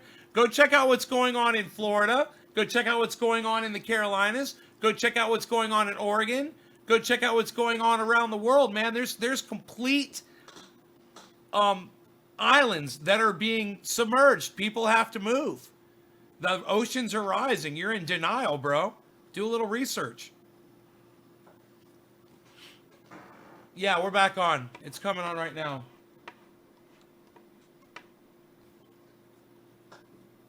It's refreshing.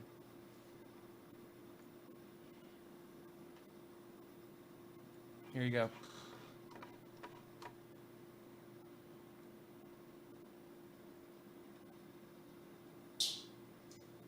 Well, our hearts go out to everyone. We need to move aggressively to make sure that every person in this country who has the virus, who thinks they have the virus, understands they get all the health care that they need because they are Americans.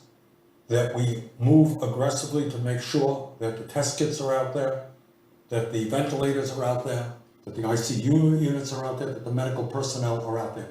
But Jake, if I might also say that in this moment of economic uncertainty, in addition to the coronavirus, it is time to ask how we get to where we are. Not only our lack of preparation for the virus, but how we end up with an economy where so many of our people are hurting at a time of massive income and wealth inequality. It is time to ask the question of where the power is in America. Who owns the media? Who owns the economy? Who owns the legislative process? Why do we give tax breaks to billionaires and not raise the minimum wage? Why do we pump up the oil industry while 500,000 people are homeless in America? This is a time to move aggressively, dealing with the coronavirus crisis, to deal with the economic fallout, but it's also a time to rethink America and create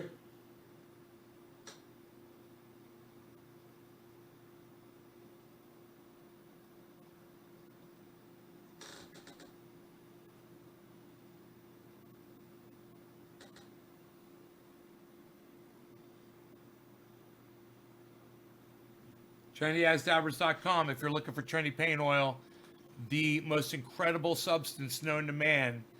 98% coconut oil, 1% peppermint oil, and 1% heat-activated THC oil, just like what you see in my reservoir, my oil reservoir there. It would only take 30 drops from that, mixed with 30 drops of coconut oil, pre-mixed, liquefied, heated up, and then mixed with coconut oil and peppermint oil in it to have 1 ounce of this. And it works on over 50 things. You could put it on your lips. Is bigger than any individual. This is bigger than yourself. This is about America. This is about the world. This is about how we bring people together and make the kind of sacrifices we need to make to get this done. And so first and foremost, what we have to do is start to listen to the science again. I wish it would work As on I my said, zits. we met in the, what I'd be doing I've got a today, few. I'd be sitting down in the Situation Room literally every day like we did at the outset of other crises we had when we were in the White House, and pulling together the best people, and not just the United States, the world, and say, what are the prescriptive moves we have to take now to lessen this virus, to beat it, to go to the point where we can save more lives, get more people tested, get more people the kind of care they need. And then what do we do beyond that to make sure that the economic impact on them is in fact rendered harmless, that we in fact make sure every paycheck is met, every paycheck that's out there that people are going to miss, that we keep people in their homes, they don't miss their mortgage payments, they don't miss their rent payments, making sure that they're going to be able to take care of education, and by the way, the education institutions are closing down right now. And so there's so many things we have to do. And in addition to that, what we have to do is we have to have the best science in the world to telling us what can stay open and what need to be closed. Top of the Like I hour. said earlier, Top the of the idea hour. that we're closing schools, which I Cheers. understand, No law regarding but cannabis. not Cheers, being everybody. able to provide lunches for Cannabis people isn't who in just for fact all. need the school lunch program to get by. The idea that we would close any place that I can understand the decision made to close places where 100 or 50 people or more gather. But how do you keep open the drugstore to make sure you get your prescription? How do you deal with the things that necessarily have to be kept going? And what's the way to do that? There should be a national standard for that. It should be coming out of the Situation Room right now. And by the way, the single most significant thing we can do to deal with the larger problem down the road of income inequality is get Donald Trump. Donald Trump. He's exacerbated every single one of these problems, both the immediate urgent need. Thank you both for being here tonight under these challenging and trying circumstances. We wish both of you the best. Our thanks as well to our partners in Okay, let's get that off the screen there. There we go. Okay, I think we're gonna leave the chat like that, man. I like the chat. I'm digging the chat. I'm digging the chat.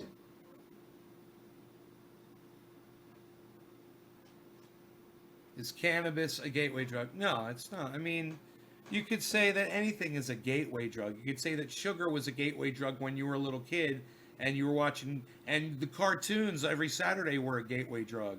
You got addicted to watching TV. You got addicted to, you know, going out and playing with your friends, or, you know, doing a certain activity, you know?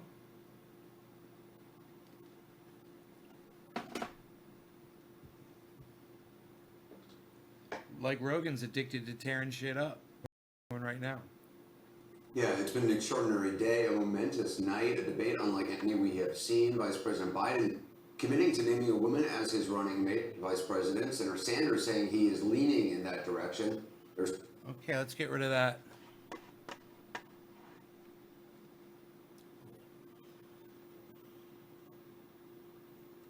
Perfect. The weaker can random. Yeah, he may have lost the whole thing. You're right. You're right. Random. I said quit that shit. Yeah. Biden committed having female wanted to be Michelle Obama. Makes a strong point about the cartoons. Man, and other things too. You know, just growing up. You know, you get accustomed to things in your life. It might even be, you know, steak, you know, hamburgers. I was addicted to hamburgers growing up. I loved them. Ate them all the time. Go out of my way for a freaking hamburger. Hey, Tanya, what's up?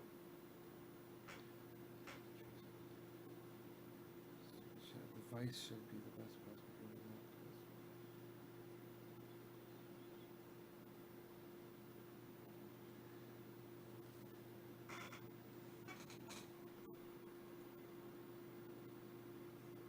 Wow, 2 hour and 51 minute live stream so far. That is crazy. Rogan, there you are. Rogan's right here, right next to me. Bite, ow, don't bite me that hard.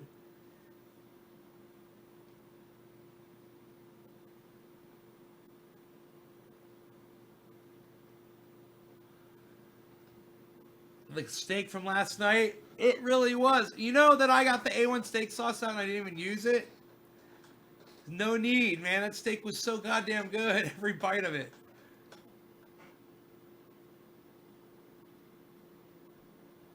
Rogan was loving that shit, weren't you, buddy? You were loving that dinner last night. Man. Hey, Jazz, what's up? Love the new comment section. Yeah, you guys like that? You like the tilt? I do too. I do too. I wouldn't even mind making it even more if I could stretch it out longer across the screen further. I think it would be even cooler. Like, ow.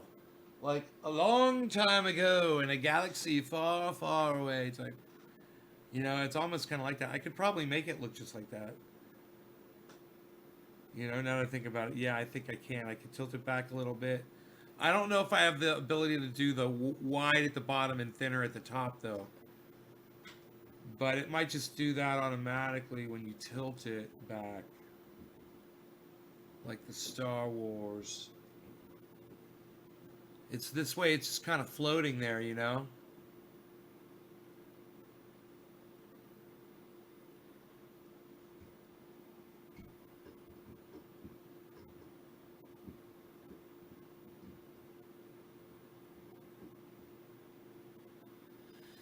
Yeah, but they didn't say if the best choice was a woman. I believe what they said was they needed to get a woman candidate. And, you know, I understand the reason for that.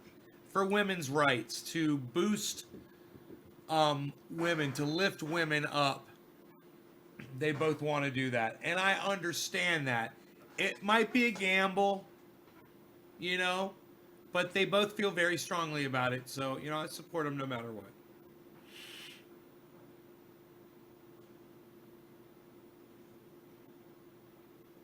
You know, there aren't a lot of women out there I'd really like to see as vice president of the United States, let alone become president right now.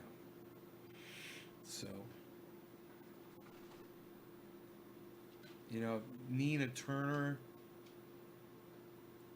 she could be some kind of psychomaniac when she gets power. You know, she's fucking crazy. And who else? You know, no one who ran against him. Certainly no one who ran against him. Certainly. Who do I think won the debate? Personally, I think Bernie Sanders won the debate. I think as soon as somebody calls somebody else out for lying, and they go, "You're lying, Joe," and the evidence is there for people to go look up on YouTube and literally see you voting, trying to say that you are. I've seen them. I've seen the videos where Joe Biden says, "I'm against. I want to take. You know, I want to cut Medicare. I want to cut. You know, Social Security. I want to cut veterans programs." Literally says it. Bernie Sanders calls him on it. Joe Biden sits there with his arms folded and says, "No, I didn't say it." The whole world can sit there and see that Joe Biden is lying. And once you do that to someone, then everything else that they say from that point on and before that point, you can't believe a goddamn word they said. You just got proven a liar. And Joe Biden was not able to do that back to Bernie Sanders. It's devastating what Bernie did to Joe Biden. Now, people want to accept that. That's another thing. We'll see. Kino 9, good question. Getting ready to have a nice sunset here, it looks like.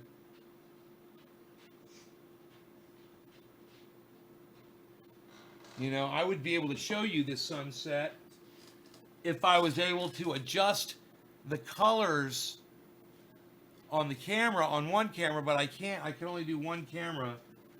So it would be cool to have the sunset in another camera. Yeah, it's going to be beautiful, man. Oh my God.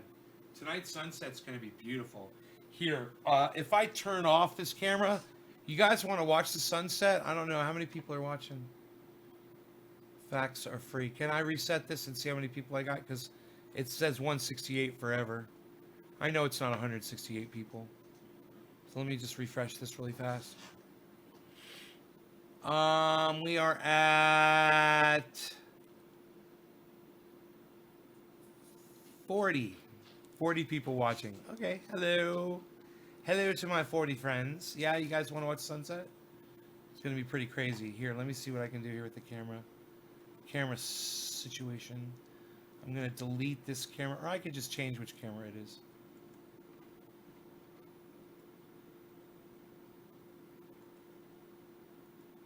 Okay, we're gonna switch cameras here. Switching the camera source, yeah. Sources and sources and sources and sources and sorts. Which camera we're gonna go to, yeah? Here we go. Okay, beautiful. Like so beautiful. You guys are going to see this gorgeous freaking sunset. I'm gonna set it up. I'm gonna set it up just right so you can see this sunset tonight.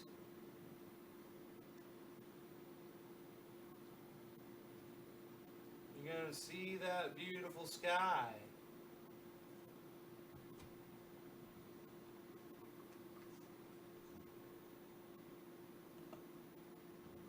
Oh, flow is what you're gonna say. Oh, flow, you're gonna have fun today. Okay, those trees are kind of weird, but okay, let me see what I can do here. Okay, it's having no effect. Of course, it's having no effect. Okay, here.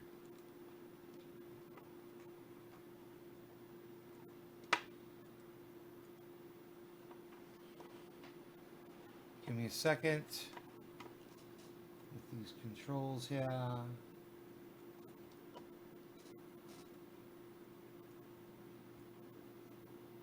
They're having no effect on this camera whatsoever. Wow. So I have to swap cameras out. Or I have to unplug my other camera to fuck with the Here.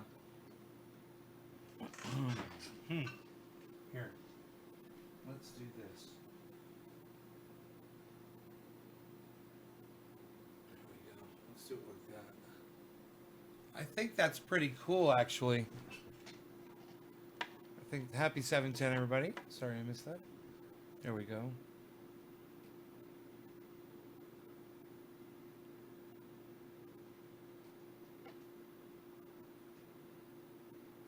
Okay, great. Yeah, wait till you guys see the sunset. It's going to be spectacular. I have a really good feeling that it's going to be spectacular. Now, I don't have control over this camera, and I'm really sad about it.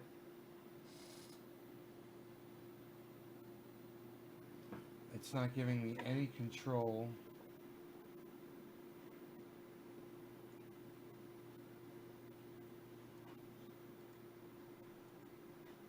Even when I click on it, and I go into the manual settings, yep, there's nothing there. It's like it's picking the wrong camera. And this doesn't let me, if I unplug the other camera, I have to figure out which camera it is. Because this is, there's too much blue in that picture. It's not that blue out there. Here, let me look out there. Yeah, it's more gray, and there's color, and there's like rainbow color under those clouds where the text is.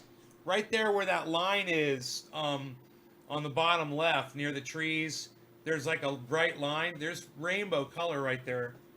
Rogan, no. No. Here, you play with your toys. Here's your toys. There you go. Good boy.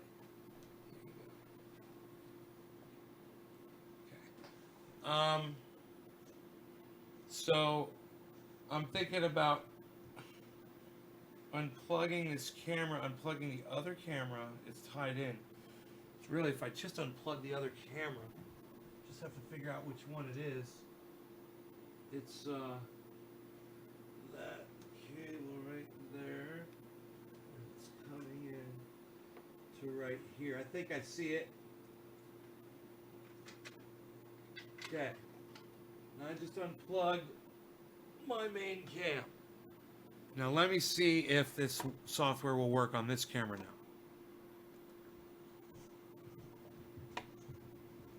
Yes! Because I unplugged the other camera. Okay, cool. So, let's do this. Let's get that white balance correct so you guys can see this rainbow color that I'm talking about. Oh, you're going to see it so much better now.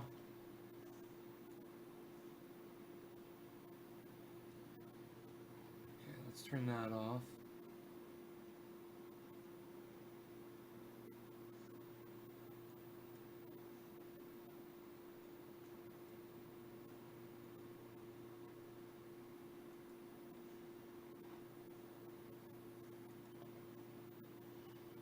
Okay.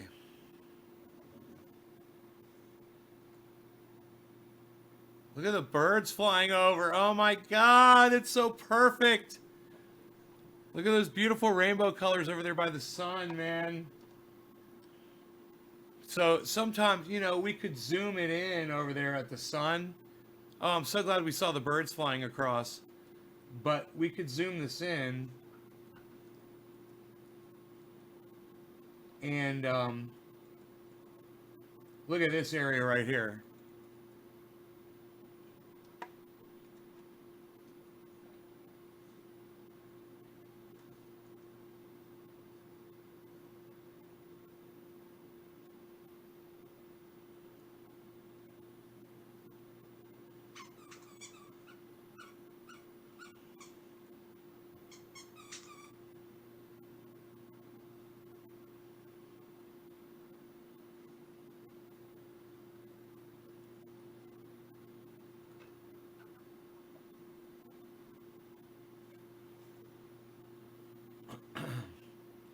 Pretty cool, pretty cool. Back that out. Show you the whole sky. Oh, now look at the color in the sky, guys. This is what I'm talking about. See those clouds?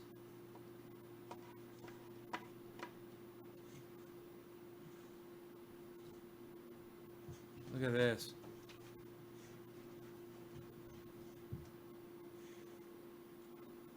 Okay. Being so mean. You're being so mean, Rogan. Why are you being so mean? What is this right here? We could probably get rid of that.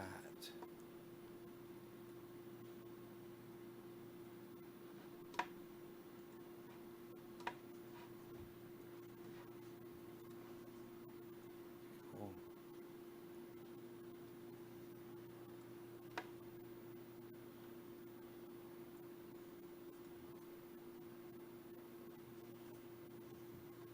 Look at those pretty colors. Wow.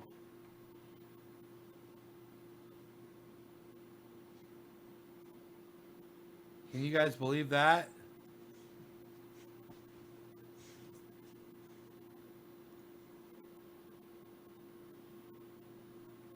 Ow. Hey. My dog spit down on my leg. He's playing with his toys right on top of me. Yeah, so look at those colors, huh? I came over to look at the camera just to go see it for myself. It's beautiful out there. It is beautiful outside. Just wait, it's going to get better. As that sun goes down, it gets prettier. You'll see here in just a second. You shall see. Give it just a second here.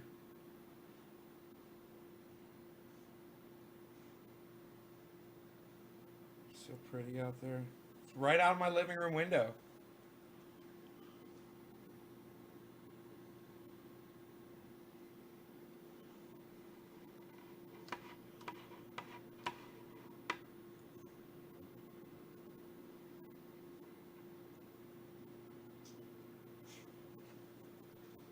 As the sun goes down behind the horizon line, it darkens the sky and highlights the clouds that are still reflecting the sunlight.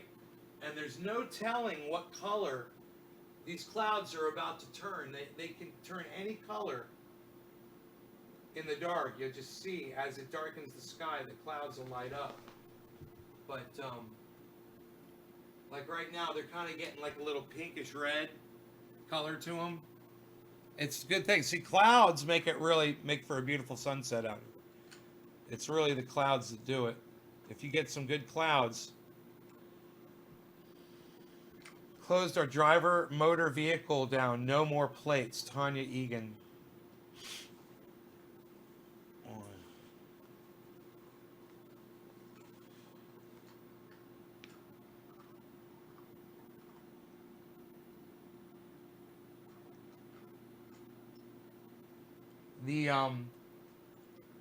These solar powered wind chimes that I have, those are about to start lighting up. That'll be kind of cool when those light up here as it gets dark outside.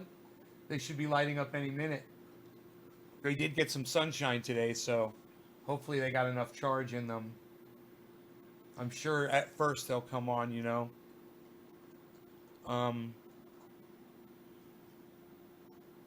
Let me see what these clouds are doing out here. Let's take a little gander.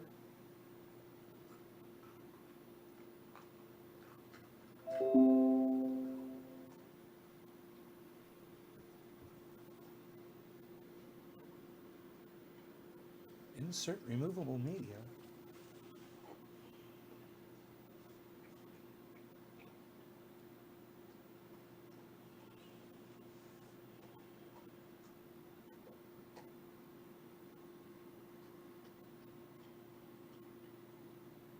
Feel the burn, says Tommy.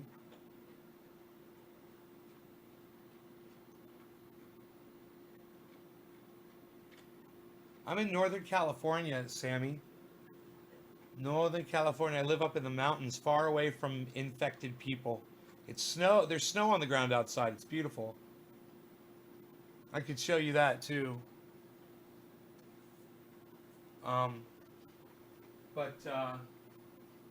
Here, it's a nice sunset, but here, check this out. See all the snow? Still on the ground. Nice. Nice. I could do snow bong hits. You know? Man, I got goddamn fingerprints on here. Goddamn fingerprints. Do not yell about my fingerprints. Don't do it. Here, let me lighten this up for you guys. The night time is the right time. The night time is the right time. The night time is the right time. This is obviously an older camera. So hold on one second.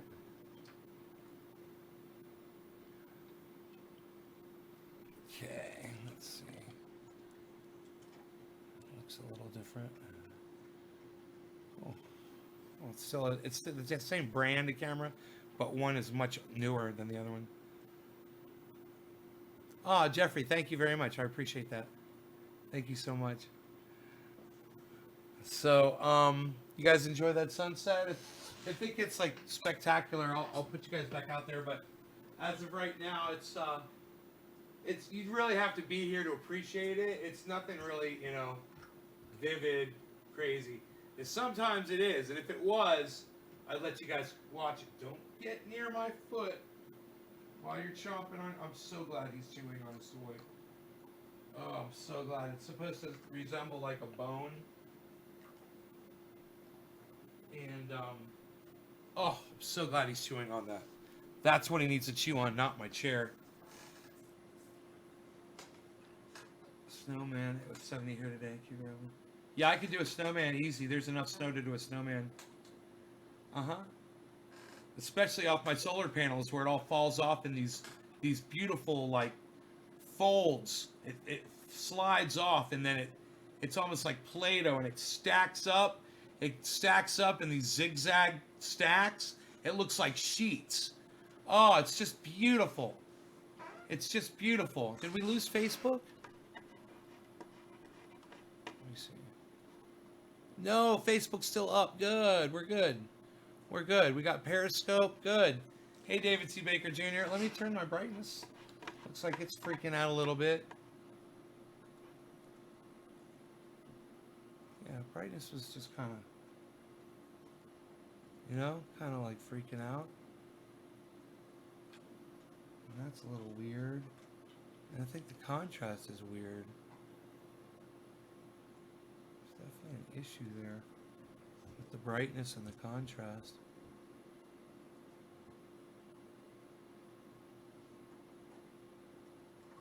My face looks all wet. This is the old camera. Like I said, the new camera looks much better. And let me swap them out really fast. I think I can do that. I think I can do that. Here, hold on. Set you guys down there for a second. Put the new camera up here. And see if this works. Hot swap, man. And see if the camera looks better. Okay? Here we go.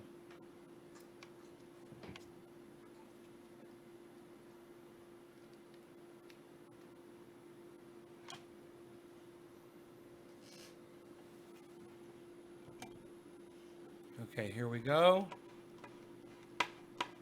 Swap it over to the working camera.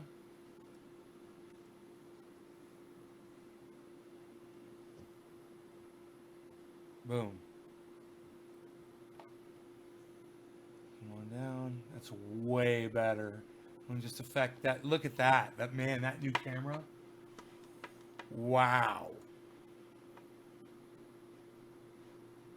That new camera looks unbelievably good. All I gotta do is turn the I can tell already. I just gotta turn the white balance up right here. Look at the dog. He's got that thing down there. You go. You know the thing. Turn the color intensity up here. This camera's way better. Holy shit. Damn. It's a good investment. It's a good investment was to get new cameras for my show. Well, I'm gonna check that sunset. No big deal, same thing, just low clouds lit up from behind.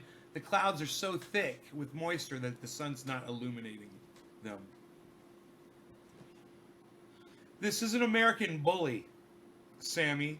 That's an American bully.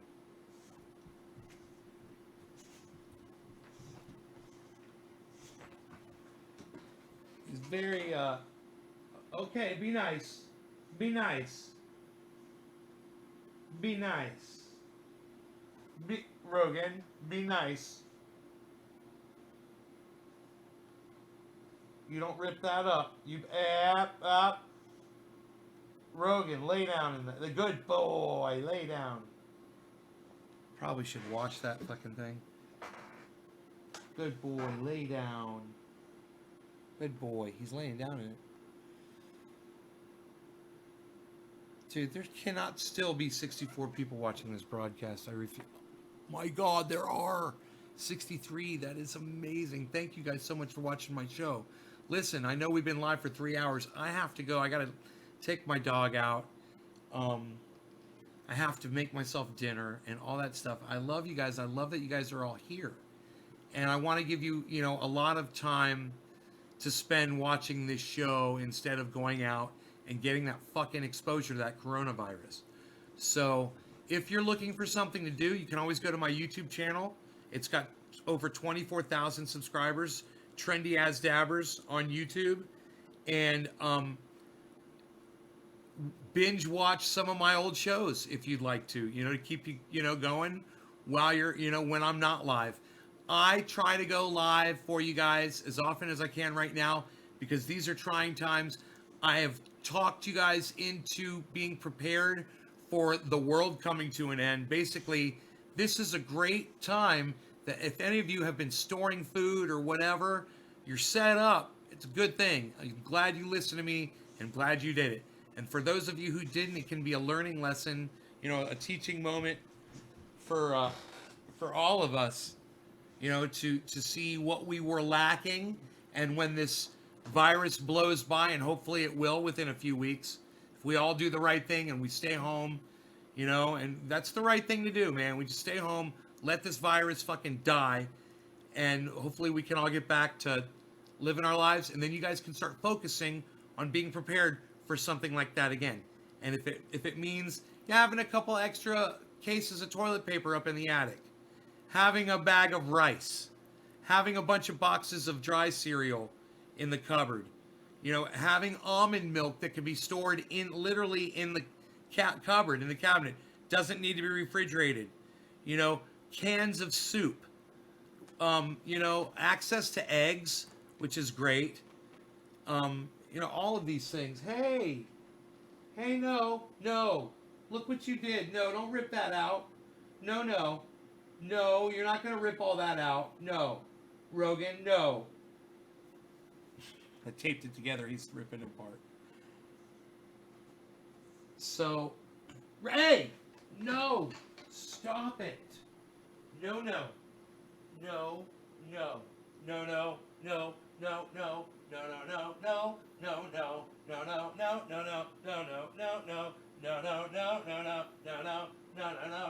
Nobody rips up his bed like Rogan does. Nobody tears apart stuff like Rogan does. Nobody rips apart his things like Rogan does. Nobody but Rogan. Nobody but Rogan. Nobody. I'm like, no, Rogan, don't do it again. Don't rip that apart. More tape, more monster tape to patch up that hole. What do you see? What you see, bud? What you got? What you got? Oh my God. Bernie is live on CNN. People are trying to say this. Oh my goodness. Do you want me to bring him back on? Live on CNN? I can play that for you, and I can go eat my...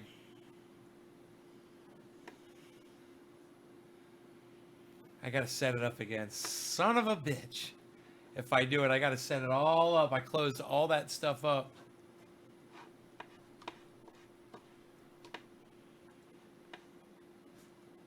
Give me a second here.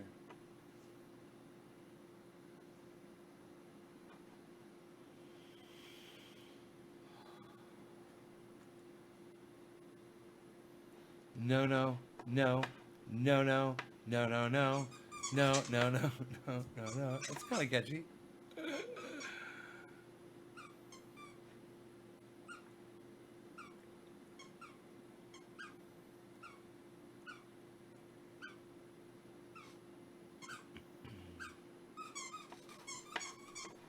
Man, went right to CNN Live. Let's see if Bernie Sanders is on there, as you said. Debate is that while we There have he to is. move incredibly aggressively You're right. in terms of the coronavirus, while we have to move very aggressively in terms of the economic fallout, especially for working people, for small businesses, for the children, for the elderly, how are people going to eat? What happens when you lose your job? How are you going to get income? We got to deal with that. And my view is that we make everybody whole. That's what we've got to do. And I don't worry about just the oil companies on Wall Street. We have to worry about all of our people. But it's also a time for reflection. I think that what happens after this crisis is over, and it will be over, are we satisfied with a healthcare system which is not a system? I mean, at the end of the day, we have 87 million people who are really nervous about whether they can afford to go to the doctor or not. We have a complicated system. You know, people saying, okay, well,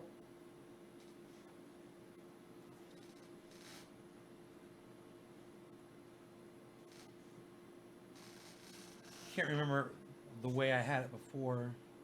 I think it was like that, right?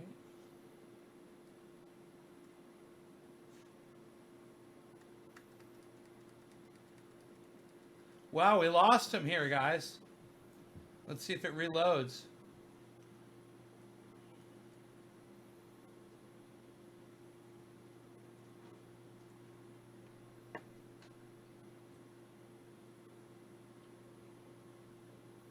Hey, Brian. Look, Bernie talks about, the senator talks about his Medicare for all. He still hasn't told you how he's going to ever get it passed. He hasn't told you how, in fact, there's any possibility of that happening.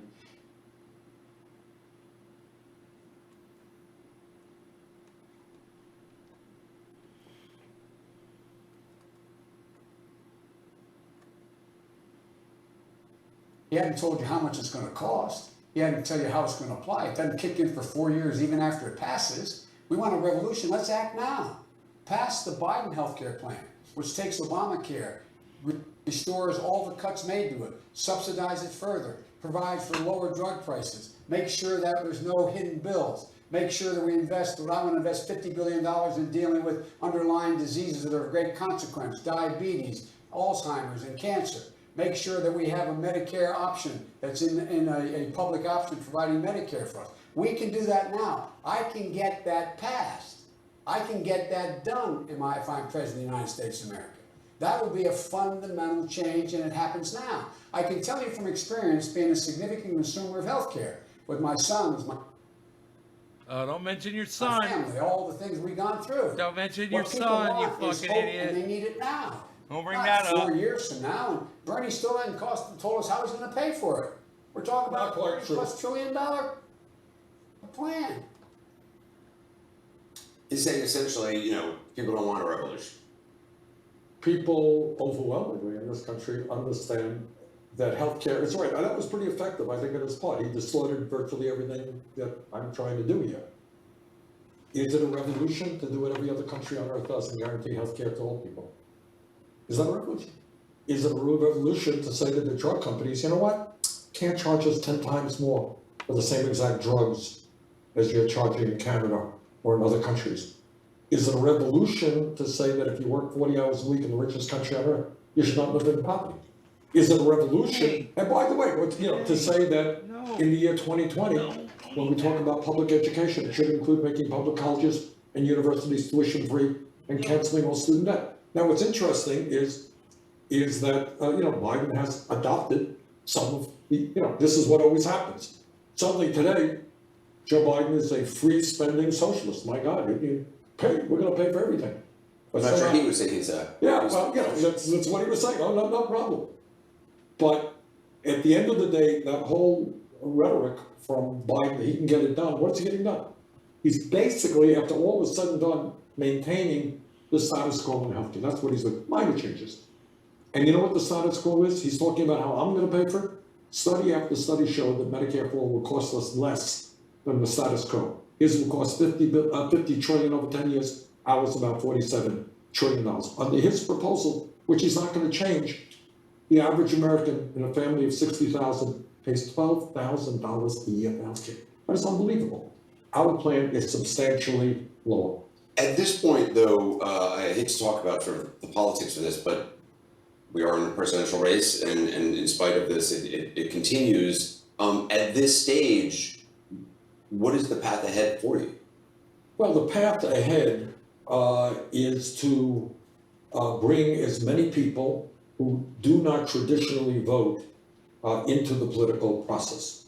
And that is young people, it is working class people who understand that we have a corrupt political system in which billionaires buy elections and make it easier for the wealthy to become richer while working class people are struggling. But that's been the argument you've made, understandably, and the idea of we're going to have this massive voter turnout, people who haven't been in the process, and in some cases you've been able to do that with Latino voters coming in Nevada and elsewhere, young people not coming out in the numbers. It's been disappointing, clearly. Young people, I mean, I think the media hasn't gotten it quite right. Young people are voting in higher numbers, not as high in some states as the general population. Older people vote in very large numbers. But let me... Because that is what the vice president was saying tonight. It's like, there has been people coming out, but it's been older people. But let me rephrase that and say this. Two things. Again, I think we are winning the ideological struggle, and we won it tonight. There's Joe Biden suddenly echoing a lot of, he adopted, I would go further, but I would... But you're making the argument that the road ahead for you is bringing more people into the process. Is that those people, bring them in to then vote for Biden ultimately? No, they're not going to vote for Biden. That's a different constituency. What you have politically is, God bless them, older people vote in large numbers. Unfortunately, young people who are voting for us overwhelmingly, 70, 80%, do not vote in large numbers. Now, this takes you to the general election, all right? So it's one thing to get people to vote in a primary, but when you have not what I call non-traditional voters, people say, I don't know, they're not going to vote in a primary. They will more likely vote in a general election. How do you beat Trump if you don't have a huge voter turnout? How do you have a huge voter turnout if you're not bringing young people in, if you're not bringing working class people who have begun to see through the lies of Donald Trump? So I think we're better positioned to do that than Joe Biden is. But or is your hope, if you can't be the person, you can't be the nominee, to at least get Biden to come to in order to appeal to the young people who are coming out for you, to get Biden to come to at least embrace more of your position? You know, it's a funny thing. I mean, I think you have heard media and others talking about, isn't it remarkable how when we had 18 candidates to begin this process, so many of them have moved so far of where we were 4 years. You just heard this tonight. Yesterday, Biden basically is saying, yeah, I voted for that bankruptcy bill. Bad idea, I'm gonna adopt Elizabeth Warren's position. That's a good bill, okay? Today he says, oh, I think we should make public colleges and universities tuition free up to a certain level. Yes, we have brought Biden, I will see how real it is, but I think people have got to make the choice about whether they want the real thing, something that I've been fighting for years, or somebody who just changed his views the last 2 days. Just finally, the CDC has now put out a recommendation saying that any grouping of more than 50 people should not take place. No. I mean, should there be a primary on Tuesday? That is a very good question. And as you know, Louisiana and Georgia and Puerto Rico have delayed their elections, postponed, they got dates in the future. Look, elections dates are very, very important. We don't want to be getting into the habit of messing around with them. But you remember, and I just researched this, 9/11, there was a primary in New York City. Do you remember that? I don't. There was a primary, and it was canceled for obvious reasons in New York City, and it was rescheduled 2 weeks later. I would hope that governors listen to the public health experts, and what they are saying is, you just indicated, we don't want gatherings of more than 50 people. I'm thinking about some of the elderly people sitting behind the desks, registering people, doing all that stuff. Does that make a lot of sense? I'm not sure that it does. Senator Bernie Sanders, appreciate it. Thank you very much. Just ahead, a Democrat who has also been there on the debate stage, Andrew Yang, joins us when our debate coverage continues. Yeah, whatever. Unreal. Unreal. I'm cooking. It's nothing big, but I can bring you guys in there. I'm just making some soup and who knows what else. I wish there was a button I could press to just make that big. I bet there is. I just don't know what it is. All right, here. Look, I got you guys on an extension cable, so you guys can come with me. You can come on into the kitchen. Not worry about what the fuck is going on. These people are here to pick up the same prescription. They both know drug costs are out of control. But one of them is taking back They don't control really with care good what the RX. fuck they have to So, say. So I'm fucking turning their bullshit off. And now I'm looking for the way to fix this camera because the camera looks all fucked up. And we're gonna go fucking fix it because it looks all fucking weird. And we're gonna fix that shit. And yeah, that's it. Cool. Let's go in there and cook some food, shall we, guys? That's what I'm doing. I'm cooking some food. Not a lot, just a little bit, There's a little bit of soup here. Got some soup going here. Got me some soup here on the burner. Just gonna stir in a couple of things here. I like to add some things to my soup. Of course, a little bit of fresh ground pepper. Can't go wrong with that. You can just put it right in the center. You don't have to like put it all around. You know, you're gonna mix that in. So that's how you can avoid getting it all over your countertop. Just put that pepper right in the center. You know, we're gonna take a little bit of salt, even once again, right in the center there. A little bit of salt. Now we're gonna get our special spices seasonings we got over here. We've got some ground oregano, which I like for a soup because it's already broken down, powderized. So we're gonna take some of that. We're gonna put that right in the middle. That's gonna be tasty. Let me tell you, that's gonna dissolve right in there. And we're gonna take a little bit of this basil. We're gonna take some basil. I like the smell of basil. Don't run it too much in there. Just a little bit of basil. We're gonna drop some basil in that. And now we're gonna take our spoon here. This is a minestrone from Campbell's. This is just a straight minestrone soup. And now I've got some tacos that we just microwave for 2 minutes. We're gonna microwave those. We're gonna bring this down to a very low heat and let those spices just kind of mix in with our vegetables and this minestrone and it's got the shells.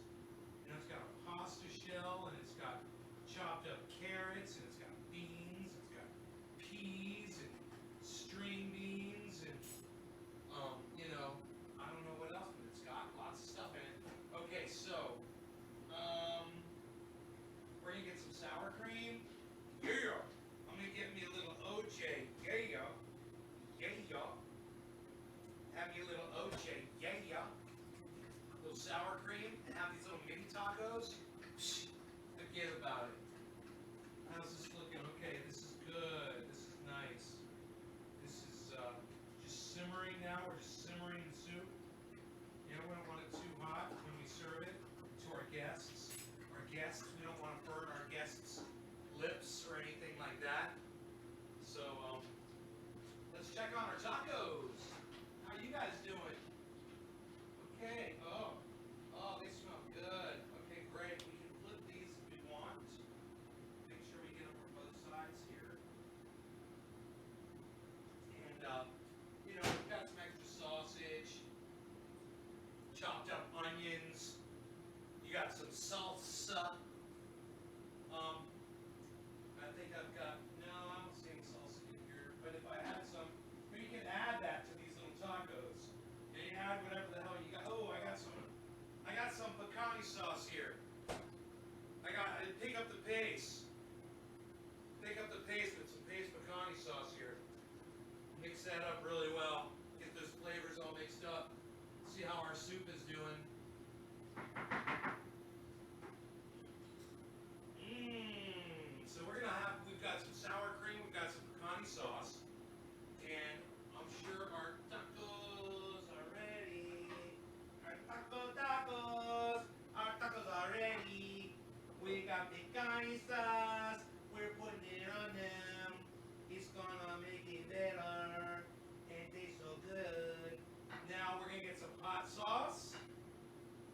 then we're gonna say arriba, ándale, ándale.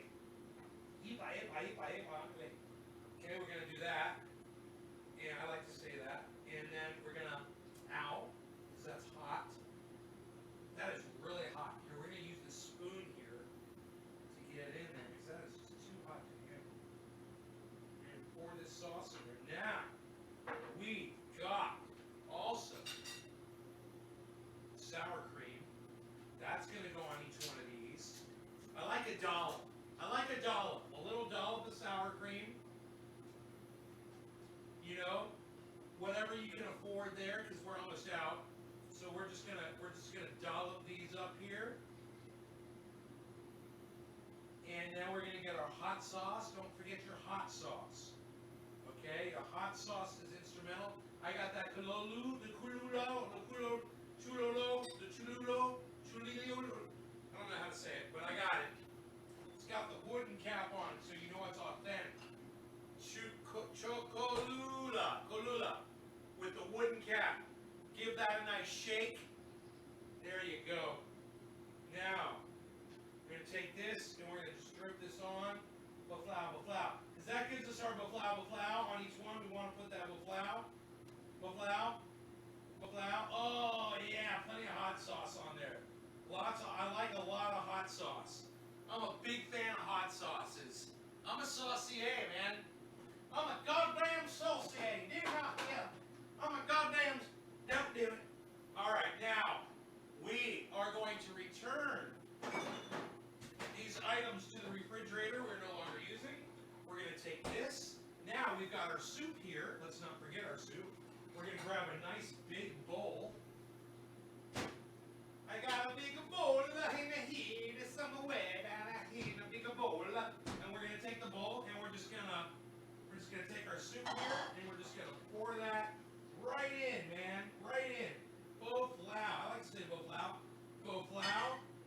There it is. It's got our spices in there. Now we've got our spoon. We've got our tacos. And I wanted to show you. I just want to show you what we've got, like I like to show you. We got our tacos here with our hot sauce and our pace picante sauce in there. And we got a nice steaming hot bowl of soup to go along with that. For dinner tonight, soup and tacos! Taco, taco, taco! Hello, taco, taco, taco night with Trendy's. Doing the tacos. Oh, are you watching the live stream on the hey, Rogan. No, that would be bad. That'd be bad, and Clay. That'd be bad, and Clay. Don't do it. Don't do it. Don't do it, Rogan. Don't do it. It's not worth it. It's never worth it to touch your daddy's food. And he's got to get the napkin, and he's got to tie his hair back. Yes? We good? Are we good? Sit down, eat your dinner. Sit down, eat your dinner. What? Here we go. Little Rogan protection here.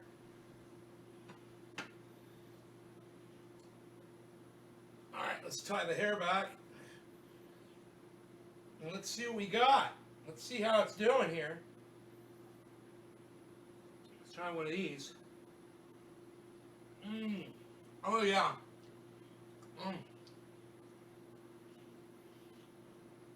Flavorful and tasty.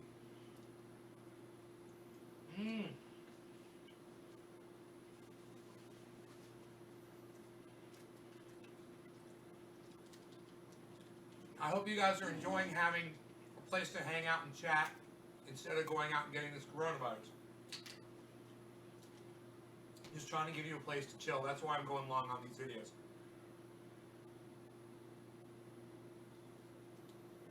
The longer I keep you safe and at home, the less that you'll get this fucking virus.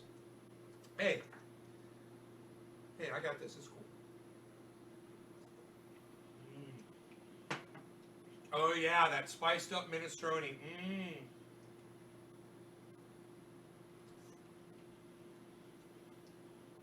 Spiced up trendy style. Thanks, Jazz.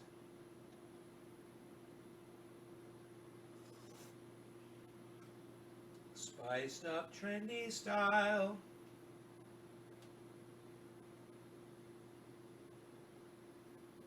Look at how hot that is.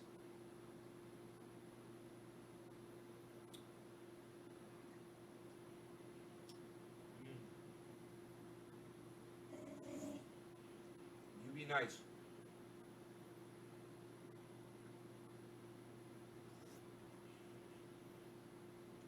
That minestrone. All right, let's have another taco.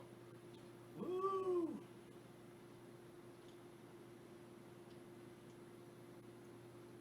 So we've got the Mexican and the Italian mixing up two cultures here. Fantastic.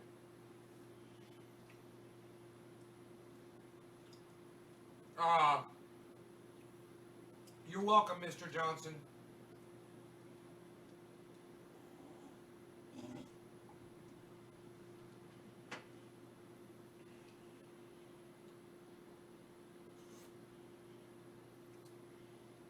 Waiter, taste the soup.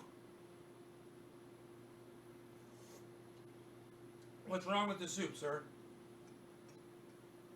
Waiter, taste the soup. What's wrong? Is it too salty? Waiter, taste the soup. I'm sorry. Is the soup too cold?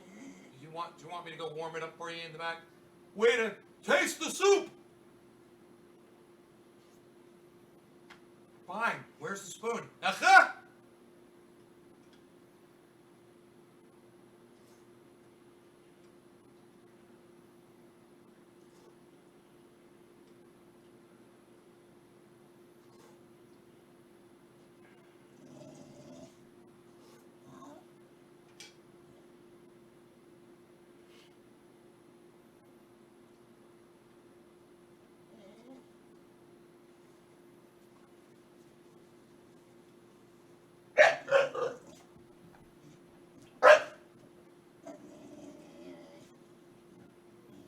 Hey, Cassandra. Hey, Jackie.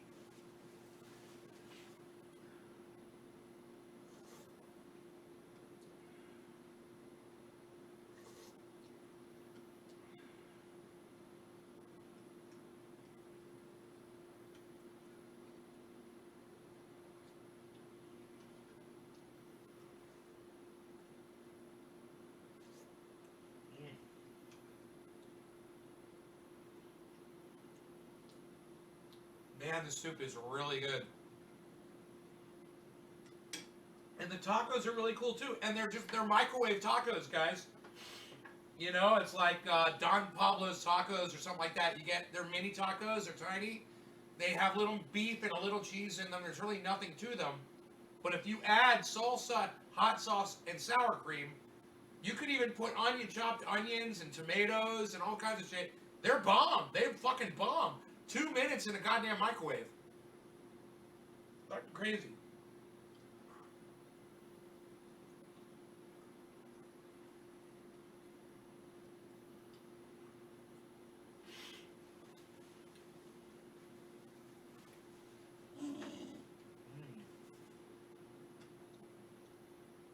I'll probably never buy them again, but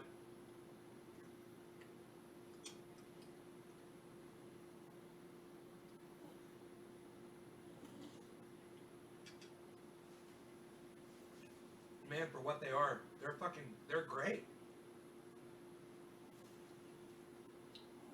They've got a lot of potential. No.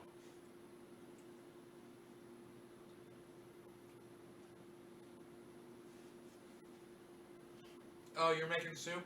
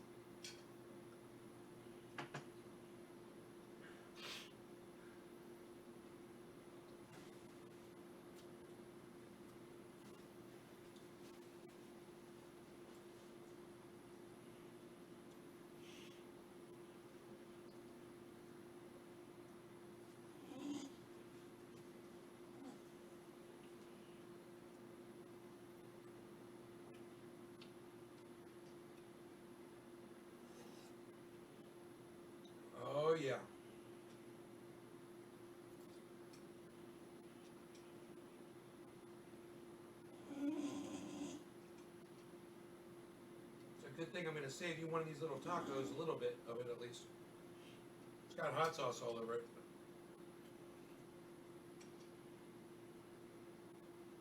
I don't think Rogan cares about hot sauce. He eats anything.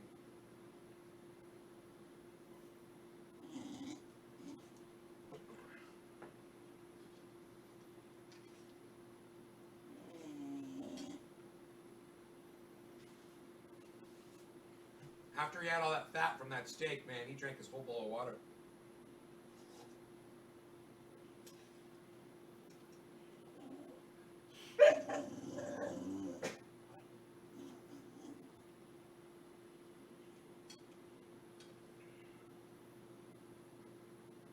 Wow, nice Dorito casserole. Dorito Mexican.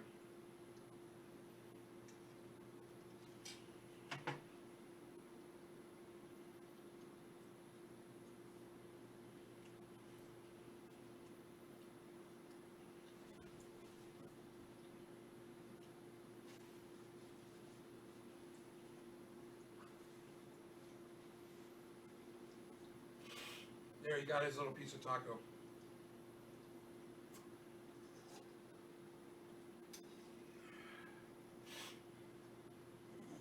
I've got 2 cases of this minestrone soup. You can have dinner, lunch and dinner for, you know, over a month.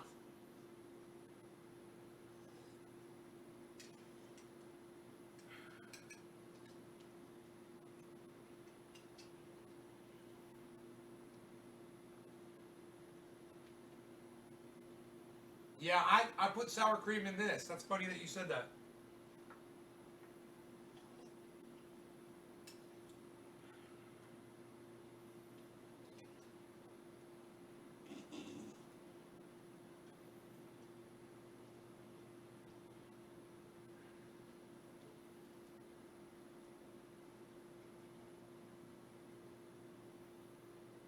Oh, sausage pizza, man, that sounds great.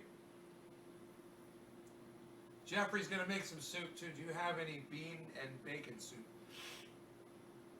No, right now, really all I have is onion soup and minestrone, I think.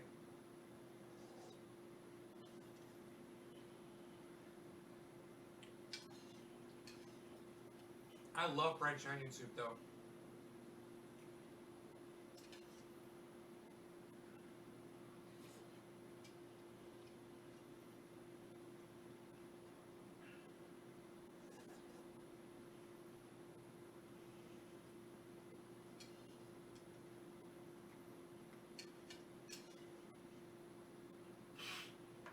This minestrone is so much better with all the spices and seasons I put in it. Just the salt, pepper, and the basil,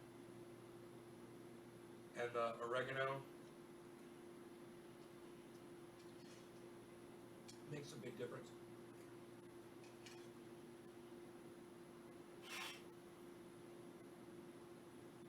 Bean and bacon soup.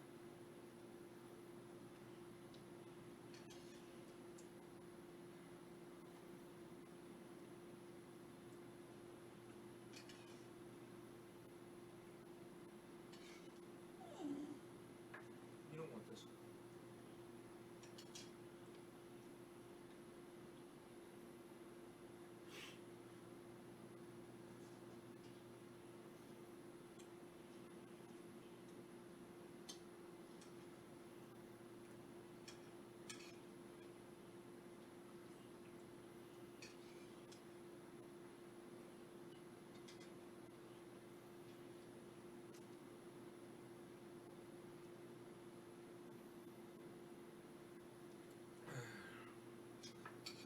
You know, back before refrigeration, I think they used to salt bacon to preserve it. You guys know about that?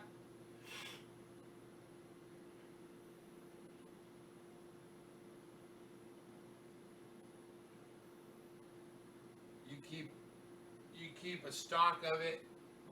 You love vegetable soup.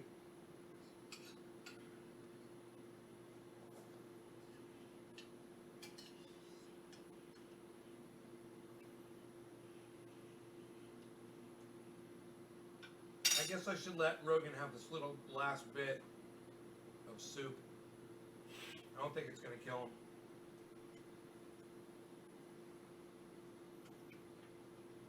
Or he's trying it right now, seeing if he likes it. He's like, it's spicy. He's like, yeah, it's a little spicy. It's a little spicy. That's what Daddy was eating. You want to eat like the big boys. And this is hot sauce too. It was a spicy meal. It was a spicy meal, you know. You might not like it. Oh boy. Oh boy. Oh boy. There. Oh boy. There goes the hot sauce and all, buddy.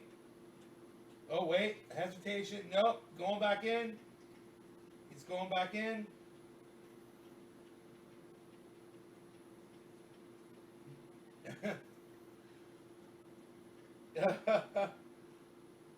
He's taking a break on the hot sauce.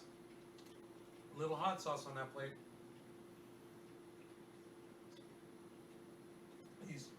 He went in for another swipe. He feels the burn. Rogan feels the burn.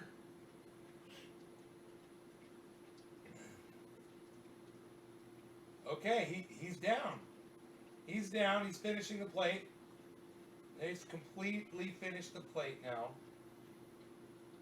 He's getting every last piece off of it. Good dog.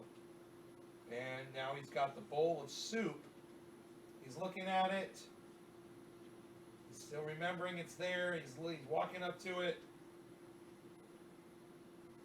He's walking away from the bowl of soup.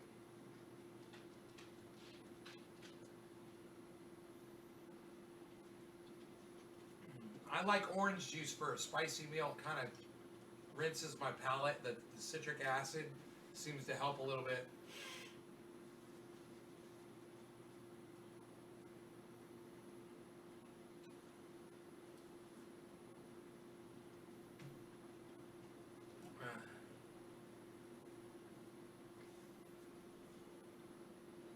Dude, this is the best show we've had. The most attendance on a show in I don't know how long. Had over 200 people viewing at one point.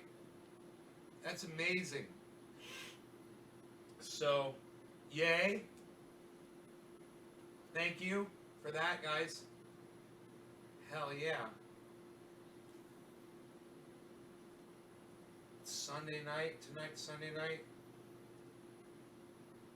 Go up to the bar and grab me a fucking dessert. But I just, you know, I'm not leaving the house, man. I'm going to stay in the house. Make me a dessert here. I've got plenty of stuff.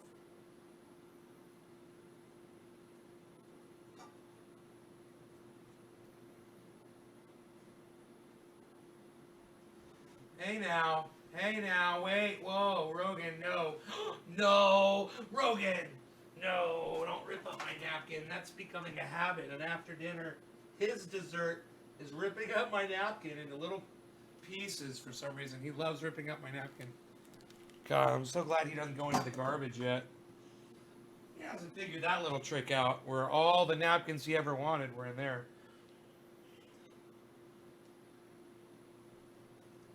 Gotta get rid of this chair. I gotta get rid of this chair. Dude, was it like that the whole time? Sorry about that. I didn't know, man. Alright, so I'm out of here, you guys. Thank you so much. I hope you had fun. Let me do a little 4-hour video. Wow. 4-hour video, guys. What do you think about that? I'll tell you what you thought about it right now. 34 of you are still here.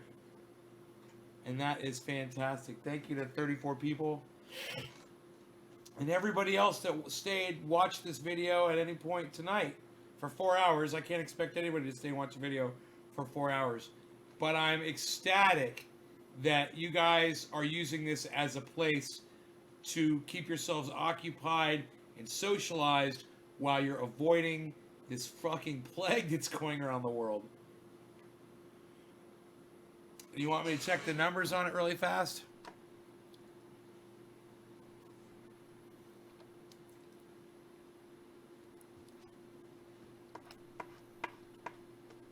Here we go.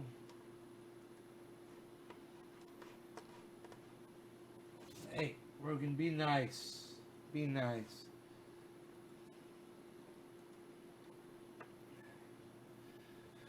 Okay, the numbers are as follows. Here we're loading, we're loading, we're loading.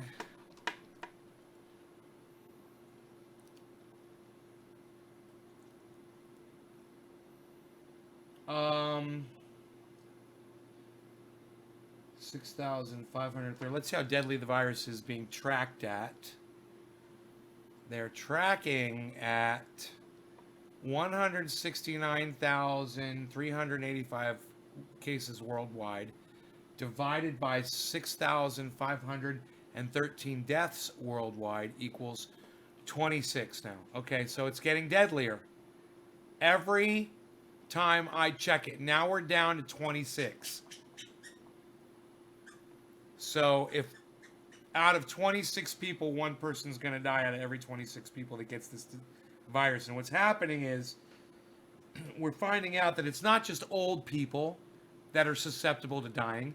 It's anybody that has any kind of a lung-related condition or other heart-related condition that is susceptible to these types of viruses and can trigger death.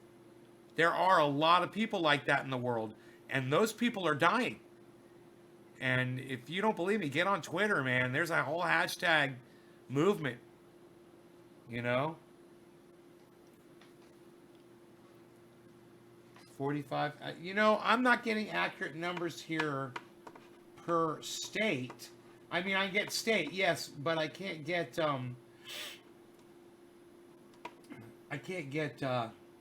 6 deaths in California, 42 deaths in Washington.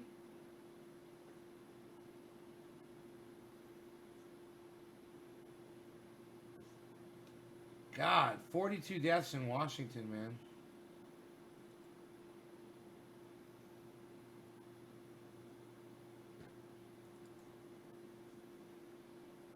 Six deaths in New York, 6 deaths in California, 5 deaths in Florida, 2 deaths in Louisiana, 2 deaths in New Jersey, 1 death in Colorado. Jesus fucking Christ, 1 death in Georgia, 1 death in Kansas, 1 death in Oregon, 1 death in South Dakota, 1 death in Virginia. I can't fucking believe that shit. Oh my God, man, the deaths happening all over the place. Hey, you. No. Hey, look at you, making a mess. You're destroying. Stop it, Rogan. Stop. Okay? Anyhow, you guys are fantastic. You've been a wonderful audience. I hope you guys enjoyed the 4 hours. I hope you enjoy having a place to sit and socialize. It's official. It's a 4-hour video. No law regarding cannabis. Cannabisism, tisms for all. I'll see you guys at trendyasdabbers.com, like it says right there. trendyasdabbers.com, where you find your paint oil.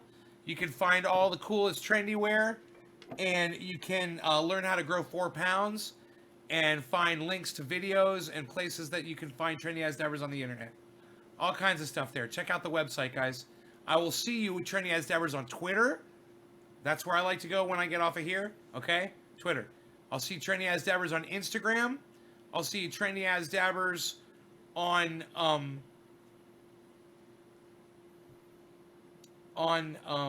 Twitch. And Trendy As Dabbers group on Facebook. Join it. Okay. All right. Look at what my dog is doing. He is destroying this bed. Okay. Thank you. And good night, you guys. I hope you enjoyed the hour. Bye, y'all. Bye-bye. Hope you enjoyed dinner with me, too.